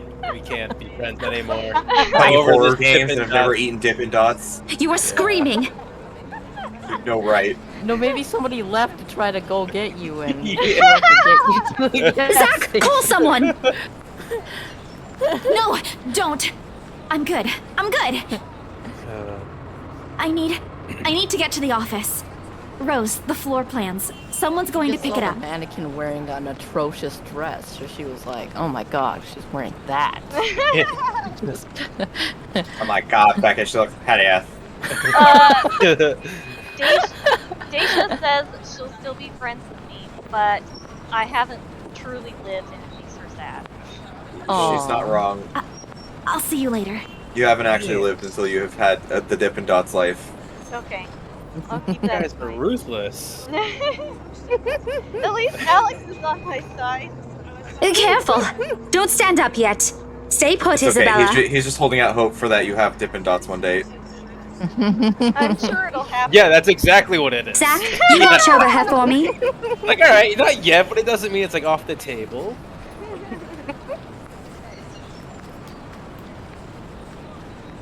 Becca's look on her face. Dacia says they aren't that good, but Yeah, they're a fun novelty to enjoy. I'll call They're for, great fun, yeah. for someone. Yeah, just have at least once. Oh look, my blasphemy has lost me another viewer. They're just going out to buy Dippin' Dots. Right, Just yeah. said it. Just come back to the mini fridge of Dippin' Dots at your front door. Like, never again! I attempt to smile to put her at ease, but it likely comes off as a grimace. Gently, I push her hands off my shoulders. As I whisper, I've never had Dippin' Dots. Yeah. Yeah. Oh yeah. Later. I'm like. I'll Dacia eat you says, later. don't expect too much just to be disappointed. Yeah. My knees She's are right. still trembling, but I can stand. Leave. Leave me. Stay away. Away! The humidity's stifling, and everyone's stares are unnerving. And Becca and Zach's concerns are suffocating. I don't want to be here. No more. I break into a run. I wish I hadn't left my bed this morning. Here, with only the occasional drips of water in the sink, and the whirring of the fan blades to keep me company. It's easy to fall into a cycle of negative thinking. You know, I just realized that once I post this on YouTube, I'm sure this video is going to get a bunch of comments saying, how dare I not have eaten Dippin' Dots. Yeah, it'll be fine. You got that time to build up a defense. But even with the clutter to keep me company, the room still feels a whole lot bigger than usual. I hug my knees closer as a group passes outside, or passes by outside, passes out outside. Did you see her too? Yeah, why is she in every storefront? Like, God, is she cold? I know it's summer, but like she doesn't Like, really damn. have skin, you know? It's just like, oh, it's okay, we're alright. It's like, it's you. Oh my gosh, ma'am! Are you okay? God. Loud. Your friends don't see her. They're the weird ones. God damn. He passed out so loud. So loudly. So loud. If only there was a way to tune everything out. To keep my head from replaying every image, every sound of her. Her screams, her awkward gait as she reaches out for me, her bone-chilling smile, her pleas for enough. That's enough. A shiver passes over me. Though it's not from the hair still hanging damp against my back, nor the draft that enters the room from the windows I left open. My gaze shifts over the letter sitting on the coffee table. Its edges flutter innocuously as the wind touches it. Funny how an ordinary-looking piece of paper can bring this much trouble. Yes, ordinary. The 100%. impulse to throw it away or rip it to pieces is still there. I can easily do it, but after that, what? Will she leave me? What about those people who have already seen it? Will they be okay? This uncertainty gnaws at me. Knowing that she's real and might also go after the people I care about. I just wish someone would listen. Believe me. The abrupt break in silence nearly makes me jump out of my skin. Frowning, I take a quick look at the clock on my bedside table. It's late. No one usually visits me around this hour, except for maybe... Isabella? Are you in there? Nah, bitch, go away. No, I'm not. I'm gone at the moment. Her tone... Just the sheep and the bat right here. Right? The tone is tentative, unsure, testing whether I'll respond or not. Any other day, she'll just enter the room after one knock. Today, I think she's trying to be considerate. She knows I'm in here, and she can easily go inside since I've given her a copy of my key years ago. Purely on her insistence, of course, after she saw the state of my room.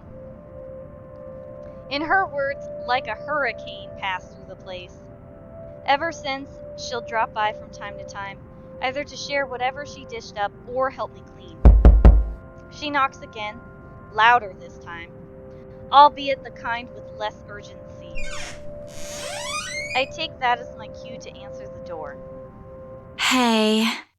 Hey there. Mind if I come in? Yeah, I do mind. She holds out a paper bag to me.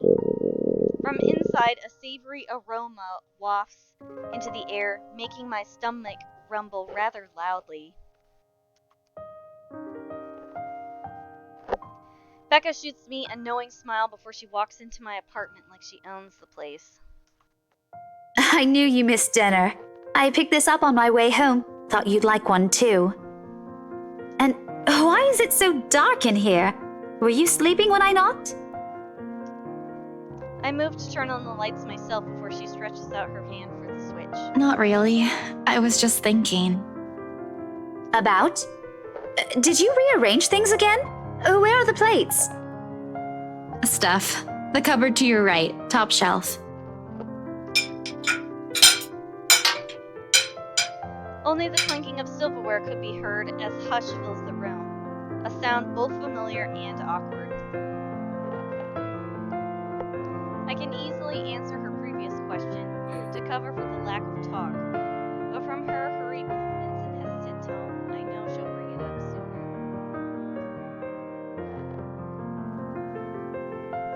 The food is just a ruse to get me to open my mouth. I'm unsure if I should be happy or mad that I have someone like Becca who knows me so well.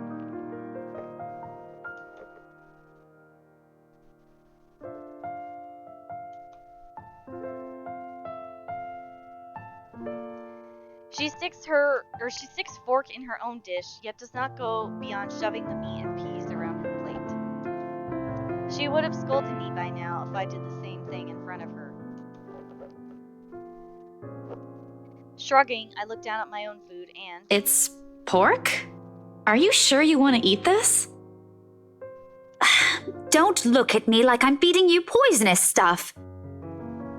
I know, but pork? You hate pork. I don't hate it. I just don't like eating it on a regular basis. I can always burn it off with a few hours of jogging. Why are you being picky about this? You're the one who doesn't even gain weight no matter how much or whatever you eat. I was just asking. You threw a fit when I used pork in your stovies that one time. It wasn't a good day to eat that? And what about you? You don't seem to be having a good day either. This afternoon? She opens the subject with the same finesse a bulldozer has. I might have laughed if we were talking about something else.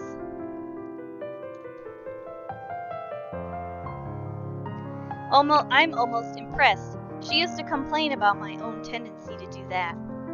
In the end, Becca simply gives up any pretense of eating and sets her own plate on the side table. Oh no! Deja has to leave soon and get food. That's so sad. I'm happy she's going to get food, but I'm sad that she's leaving. Right? Yeah. She leans forward in her Dang it. seat, clasping her hands in her lap, and as the expression grows, it reminds me of that one time I got sent to the principal's office. I have bad news. I have to leave. Oh no! I can Yeah, neither recall sad. when or why. The memory's vague now, considering the years since. Sorry. Maybe I should have called out sick and then, started this earlier. So by the time you guys jumped in, it would have been murder time. Well, that would have been at you're least good. a little bit considerate. Okay. But I remember squirming on my seat a lot, the agonizing weight and the intense desire to leave the room. Belle. Okay, have a good night. Isabella, Okay, what happened? don't worry, Alex. I'll let you know when I post this on YouTube so you can watch it. Awesome. Thank you. Okay, enjoy. I Bye. spear a Bye. piece of meat and pop it into my mouth. It's good, but the taste doesn't really register. A shame. Becca, sharp as ever, is quick to pick up on this and pushes through with her questions, foregoing her place in the couch to sit beside me. Not that the concern is unwelcome. Quite the opposite, actually. Except the expectation that we'd fall into the same cyclical argument is here. About yesterday, during Zach's movie, things didn't end well, and I guess... No, let me rephrase that. I just want to say I'm sorry. We're sorry. We were pretty harsh.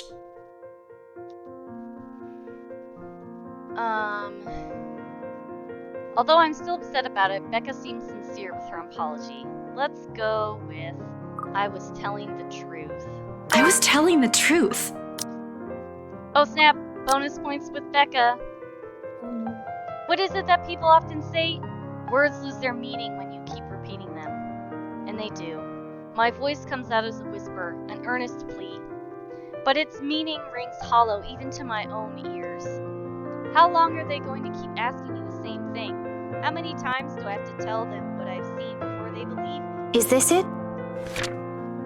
Becca picks up the letter from the table for the first time since this exchange started, and I look up from my food. She inspects in the same manner one does with something fragile, holding it with all the care in the world.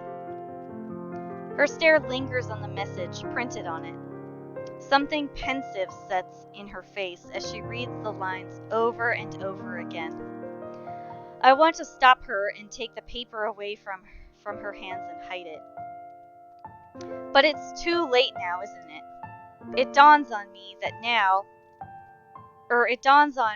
now that maybe yesterday's argument was also my fault. Because more than wanting them to believe me, I'm also running away from the guilt. From the idea that I put my own friends in danger. And I'm afraid to do anything about it. I'm a coward. Sorry, I wasn't able to get a good look at it when Ash was holding it yesterday.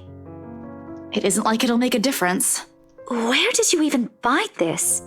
The attic. Attic where? The mansion? You know, this might have a historical significance. I doubt it. It was on the floor when I saw it. So a prank, then? It's not a prank! That's the same thing I was telling you yesterday! Then tell me what happened. I can't understand where you're coming from if you keep giving me short-clipped answers. Please? I fall silent. Becca's far from a person who will believe in such things. Yet, You really want to hear it? she nods. I tell her everything, from the moment I arrive at the mansion, my search for Rose, and what I saw. True to her words, she listens. Not in the same way a person hangs on to a storyteller's every word as if it's the only truth in the world.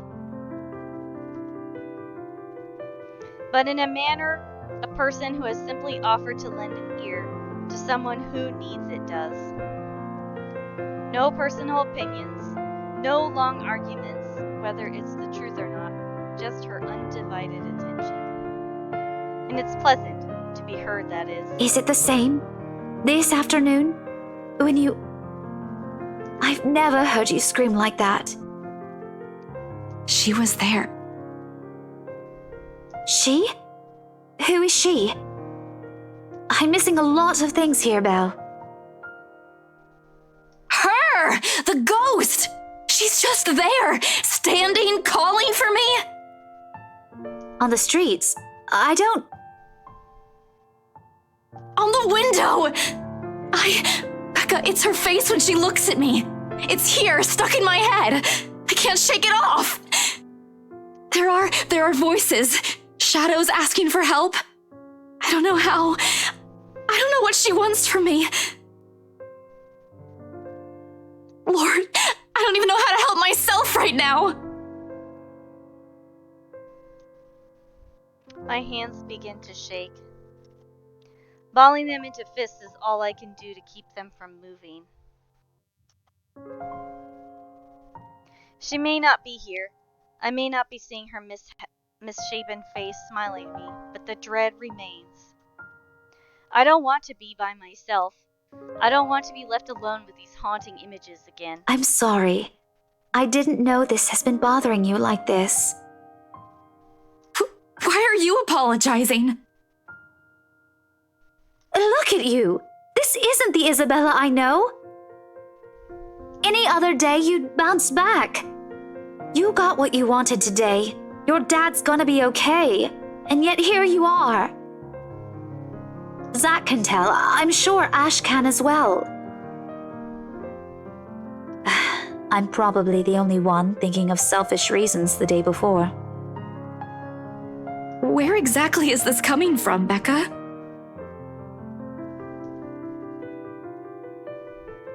I don't think she means to say that one out loud, judging by how quick her head snaps up at my question. Certain things. It's nothing. Don't get worked up about it. Anyhow, I should go. Try not to think about it, alright? You need your rest, and I've got papers to check and lesson plans to review for this week's class. I'll be next door if you need me. My hands move automatically to grab the back of her shirt before she can take a single step away. I have no idea what came over me. Her apartment's next door. I can easily bother her if I need something. She said so herself. However, my trembling hands refuse to budge. I don't want to be alone. Do you want me to stay? Can you? Just until I fall asleep? What are you, 5? Please. I really, absolutely don't want to be left alone right now. I tried to sleep earlier. Last night, too. I thought a shower would help today, but it's still in my head. What am I going to do with you? I smile. Let's go with, I'm glad you're here. You are such a big baby. Yay! Oh shit, Look at that. Max relationship points. What? Move over. I know how we'll fix this. We're gonna build a fort. She motions for me to scoot, and I do so, though not without a scoff. Typical Becca, a teacher through and through, regardless of where she is. Then, without notice, she pulls my head into her lap. I freeze. What are you doing? Singing you to sleep like the big baby you are. I may not be as good a singer as you are, but I can handle a few tunes. Stop treating me like a kid. This is completely unnecessary. I make an attempt to straighten up, but Becca's persistent. Gently, she pushes my head back down. I'm kidding. Didn't you say this is how your mom used to lull you to sleep? I just thought you could use something familiar to you. You're not my mom. Mom. It may sound like a compliment, but we both know the statement has no ill will attached to it. How are they back home? You said they called? Good. From what Mama told me, EJ won a medal. Who's EJ again? The youngest. A bit chubby on the cheeks. I showed you a picture of him once. You said he looks a little like me, especially around the eyes.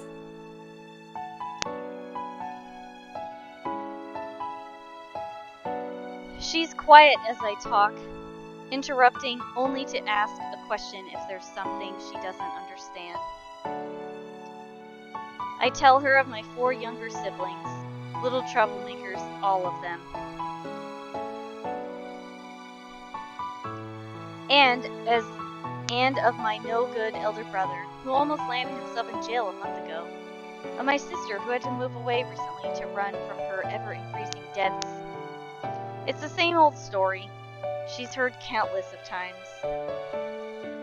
Yet every time she asks, every time it's brought up, she listens tirelessly. Becca may not believe me about the ghost. She may have just been listening to help keep my fears at bay. But for now, I am content. Sleep comes easier tonight. And for the first time in a long time, I dream. Of clear skies, of unrestrained laughter, and from children playing in the streets, and of small, cramped dwellings. To an outsider, the sight does not paint a pretty picture. However, this is home to me.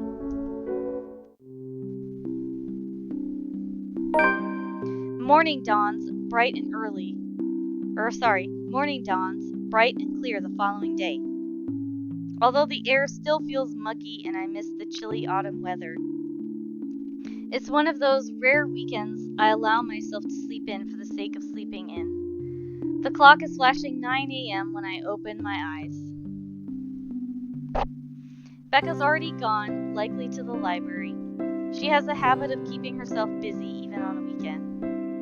She did leave a note on my fridge, reminding me to eat, along with a plate of breakfast on the counter. Really? She gets angry when I call her mom, but then she goes ahead and does things like this. I flop back lazily in my bed. From my window, I can hear the world beginning to stir. I should too. There are still papers to organize, documents to sign, and hand over tomorrow. Yet just staring at the gloomy white ceiling like this, waking up alone, it's easy to be filled with irrational needs to go back to sleep. But I've got calls to make, people to check on, and good news to deliver. Blindly, I fumble for my phone on the nightstand and dial the number I've been itching to call since yesterday. It rings for a good while.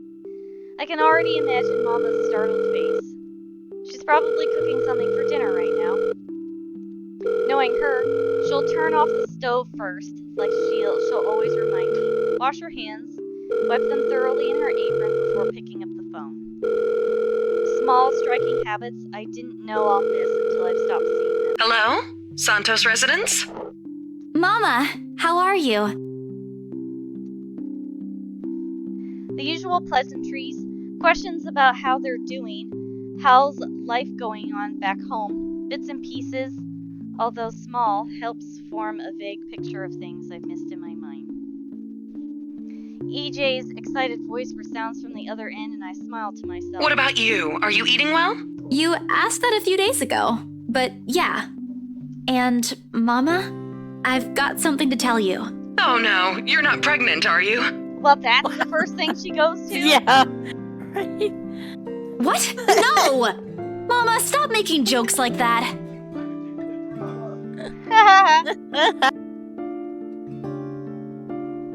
This is a serious question, Grace. I've been looking at your face, Nook. Your face, Nook? Wow. Who is this Ashton? Are you pregnant? Oh my god. Who? Ash? No, no, no! Oh, good heavens! It isn't like that! We aren't like that! Yeah, no one's pregnant, Mama! I'm sure he'd be really sad to hear that.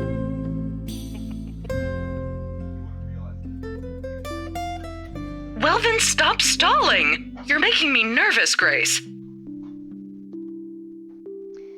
So very like Mama to jump to conclusions like that.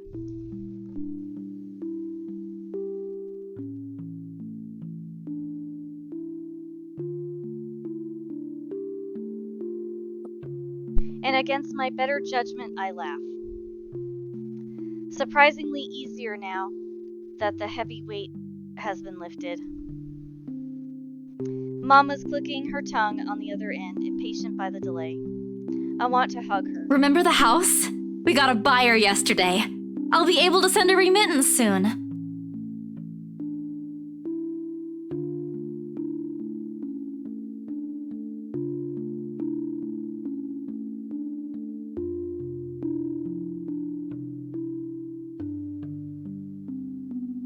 Even with hundreds of miles separating us right now, the relief, her relief, is palpable.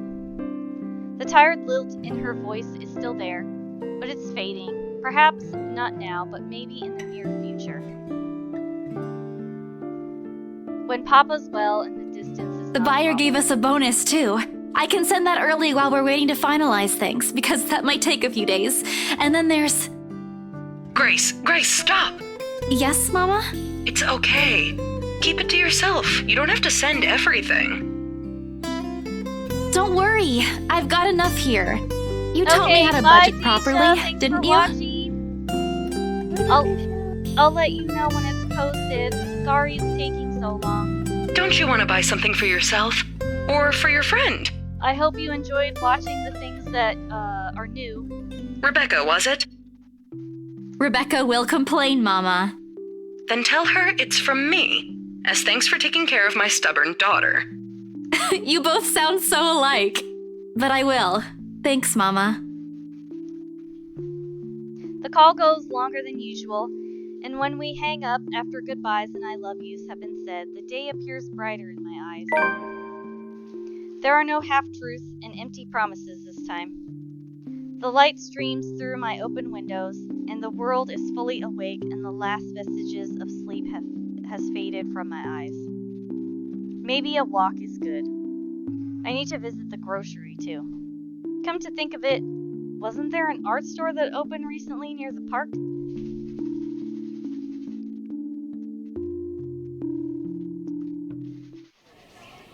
The cat's name is Bruthiel, or at least that's what his collar says. It's an odd name to give a cat, in my opinion.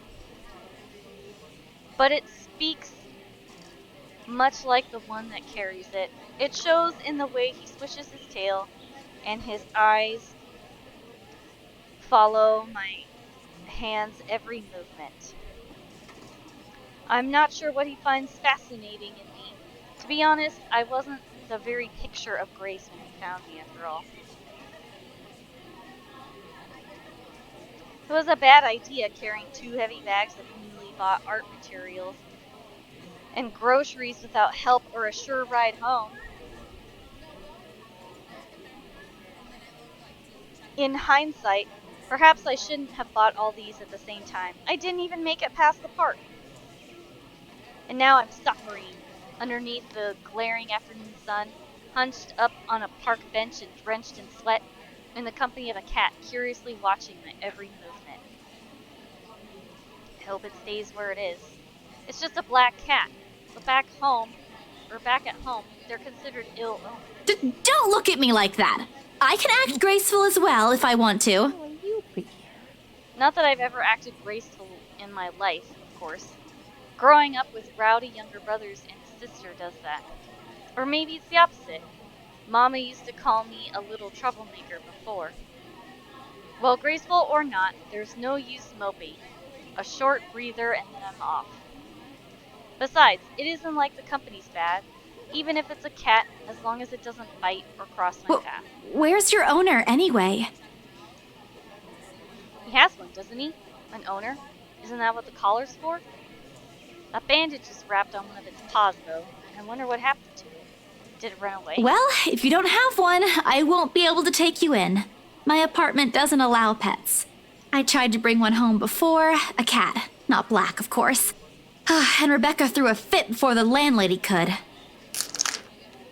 I take a small packet of sweets from one of the bags beside me and pop it open. As I'm about to put one in my mouth, he meows. My hand stops. Do you want one?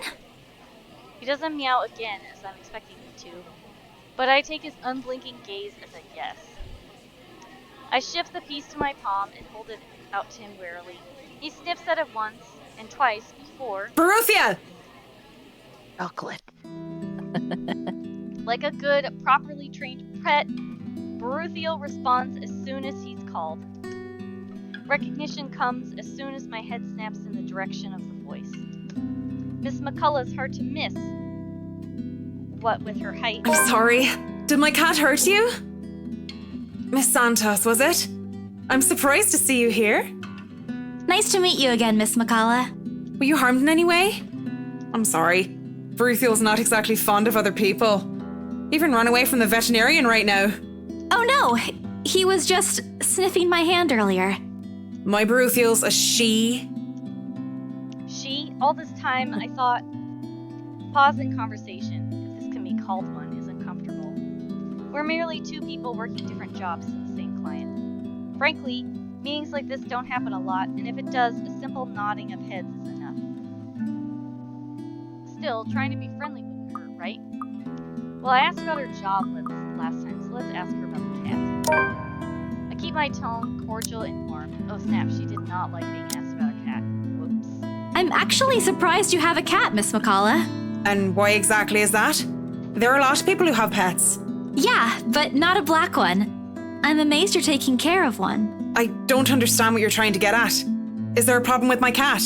No, not at all. She's very sweet. Just in other cultures, aren't they a sign of bad luck? Back at home, it is. My grandmother used to tell me stories about it, and... Nothing has happened to me so far.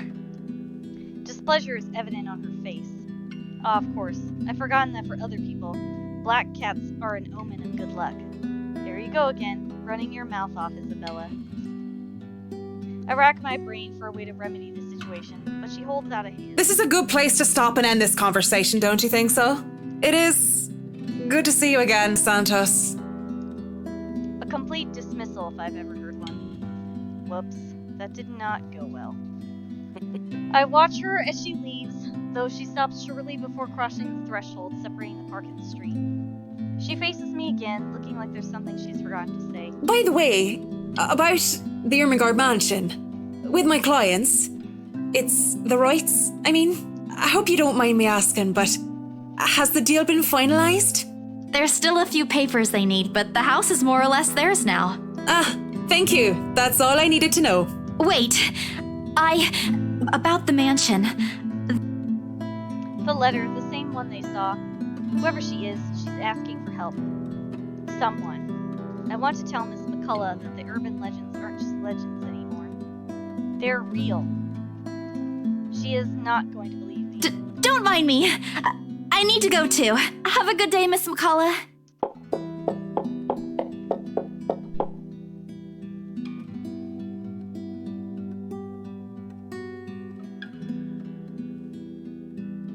She wants you to send it to 5 people. That's what it says. All right. Oh, she wants. Let's just look. There's 3, 2. There is oh my my god, I can't do math. 7 people in the park. There you go. You can give it to 7 people. Yeah, I there hastened you to go. pick all the bags I've left on the bench and ran as far as my legs could take me. In that moment, what I'm carrying in my hands weighs far lighter than the overwhelming guilt trying to consume me. Home. I want to go home. Anywhere where I won't be reminded of that house, of her, of my own cowardice. The food tastes less appetizing tonight. A pity.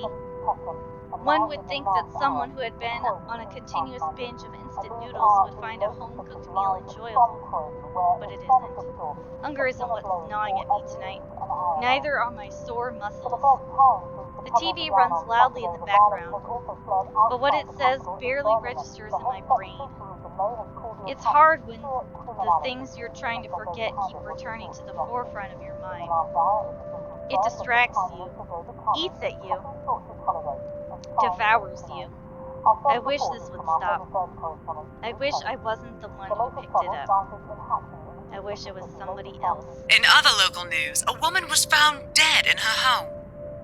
Luxbourne police officials are currently investigating the crime scene, but has classified the case as homicide. Huh? The victim, identified as Rose Pamela Cooper, 33 years old, working as a real estate agent. Rose? Discovered lying in a pool of blood in her 2-bedroom flat with the words "Help me" repeatedly written on the walls. Oh, Jesus. I forgot about this. No. No! This isn't what I want. This isn't supposed to happen. None of this is supposed to happen. No one's supposed to die. Those are just stories, right? Legends. That's what everyone has kept telling me, so why? And Immediately I rushed to my study table and searched my phone. My hand, cold from dread, clings tightly to it as soon as I touch its edges. A piece of folded paper, the letter lying unassumingly beside it, slips to the floor when I pick up the device. But I pay it no mind. There are more important things. Right now, I need to call her. I was with her. I was just with her not too long ago, and she was okay. No. It isn't Rose. I'm sure of it. I just talked to her and... Sobs paced me, and hot tears began to blur my vision. One after another, they trickled down, weighted by the very same guilt I refused to admit I've been carrying from the start. The same one I've been hiding from. The same one that has put people I care about in danger. My hands shaking as I navigate to Rose's number on my contact list. She'll answer, right? It's what she always does. She'll pick up, tell me to turn down the waterworks, and call me a wuss afterwards. She'll answer. Please answer, Rose. Again and again I dialed, whispering, praying, pleading. Come on, Rose! Don't do this to me! Please pick up! I know you're there, Rose. You're not dead. Please tell me you're not. This adds to the series of deaths and disappearances that has plagued Luxbourne in the recent years. The authorities are currently looking at a possible link with the notorious Anselm Butcher case. The TV runs loudly in the background. A deafening static sounds from my phone's speakers, but in my ears I can only hear the screams. Her pleas, her whispers. We are not safe.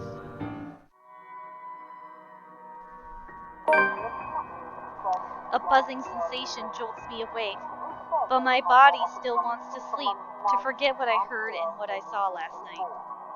But it's there, nudging, prodding at me. Slowly, I become aware of how awkward my position is, the aches that accompany sleeping in a curled position the night before. If I even slept at all. Memories that are impossible to forget now that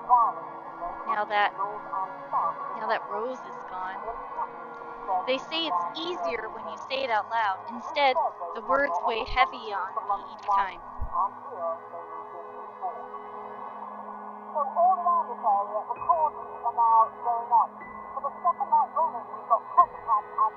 She's gone. Gone because of me. Gone because of the one letter I was too curious to look at. I should have been more careful. I should have just kept my mouth shut. I should have destroyed it before anyone else had gotten involved. I should have... The notification light on my laptop blinks incessantly, mockingly when I look at it, as if it's calling me back to a sense of normalcy. I check it nevertheless out of habit, more than anything. To all BRC employees, in light of recent events, there will be an all-staff emergency meeting from 1 to 2 p.m. Attendance is a must. Company changes, new hierarchy, and policies will all be discussed during the meeting. Everyone is expected to bring a copy of their own attendance logs, sales reports, and sales reports for the last 6 months to be submitted to your respective managers for review. We're expecting everyone's cooperation. Thank you, Joanne Alice Schultz, BRC HR Manager. If this were one of those typical days, I'd happily comply and get myself to our office. Today my limbs just feel heavy. On one hand, going will keep me busy, take my mind elsewhere. On the other hand, the place in itself is a stark reminder of what my own fears have cost me. I should just save. I don't remember what you picked last time. Well, we have to stay home because staying home is death. Oh, okay. You gonna die. Yep, we're gonna die. Yay! It's time for die. Welcome to die. My hand automatically moves to press the delete button. What's the use? I won't be able to work anyway. Not with this weighing on me. Not with the images flashing in my mind. Not with these voices calling for me. Over and over again. I flop back down on my bed and discard the phone on the nest of pillows beside me. The TV is still running, I notice vaguely. Having been left open the night before, though I have no desire nor interest in it now. Rose is dead, and it's all my fault. Shoving a pillow over my head, I make an attempt to sleep again. Anything, just so I won't feel this heavy feeling in my chest.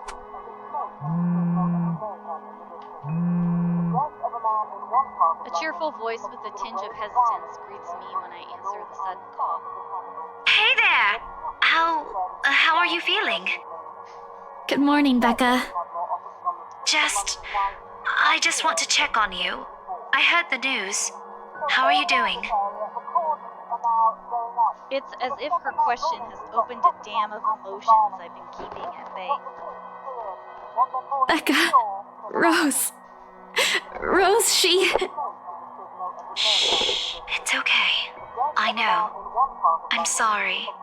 I know how much she means to you. No, you don't understand! This is what I've been telling you guys!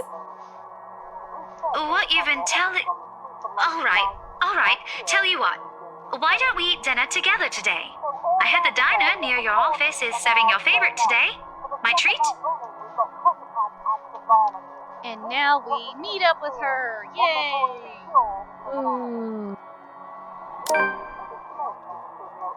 Perhaps it's better to talk to Becca about this in person, not over the phone when I'm calm. It's not too late.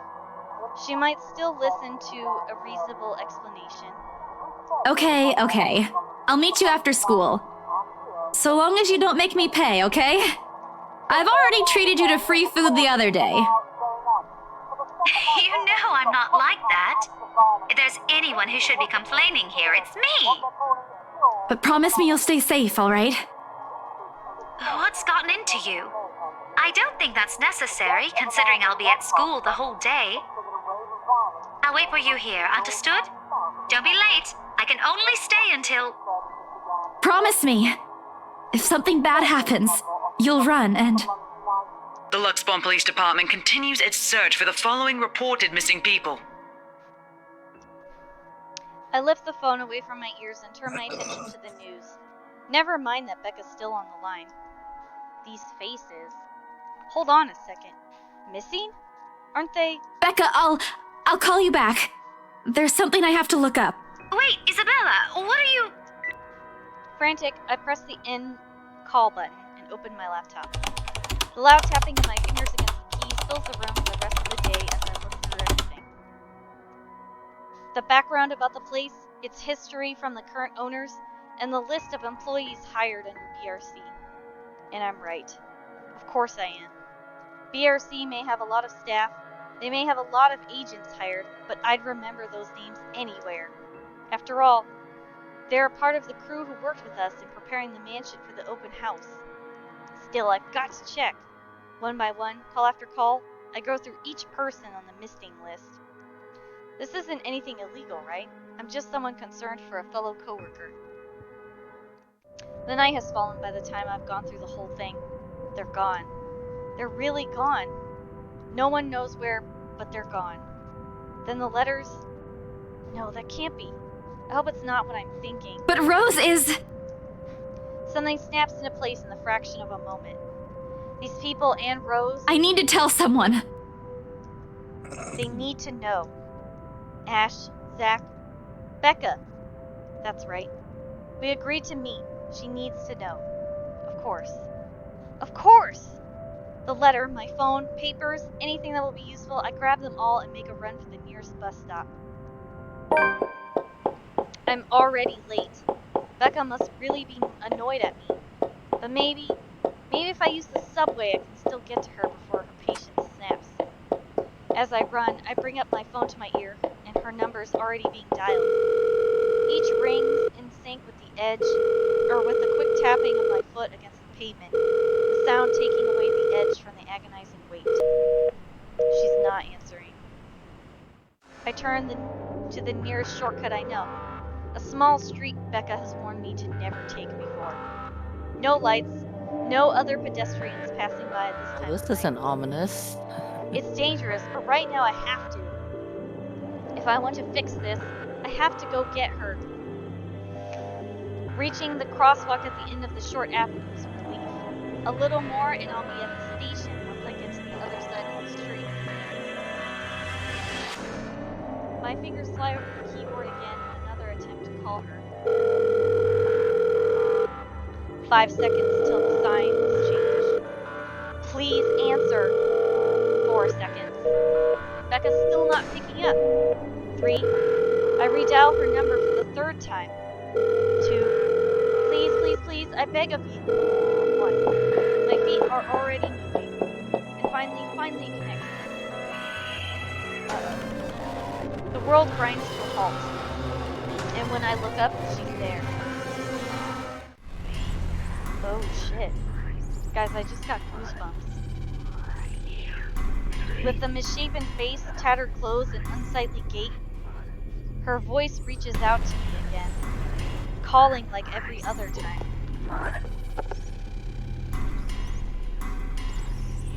Whispering, whispering, and whispering, drowning my ear with endless pleas and cries, gripping me with words I couldn't even begin to understand. There are shadows pulling at the edges of my vision, and terror her presence brings wound itself tighter on my legs this time, pinning me to the ground. No! Enough! How can I possibly help you? I couldn't even help myself, or the people I dragged into this.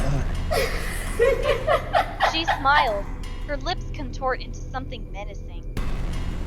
And right then and there, I understand the cutting anger in her eyes and the depth of the circumstances we found ourselves in. There is no escape. It is the last thing I see before my phone slips from my fingers and...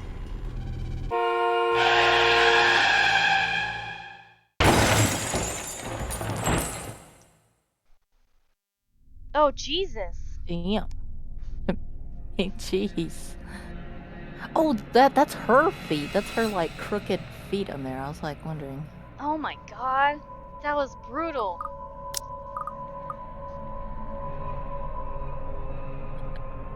Save that. Damn. Yeah, no kidding. Like her foot. Ugh.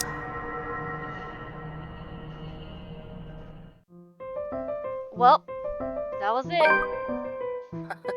We killed Isabella, everyone. Oh no, we're gonna have to kill Hana next. We are gonna have to kill Hana next. Sad. Well, thanks for watching the stream. Isabella is now dead, so we can do Hannah next time. Thanks for watching, everyone. I hope you had a good time and have a good night. Try not Good to night, have any everybody. nightmares.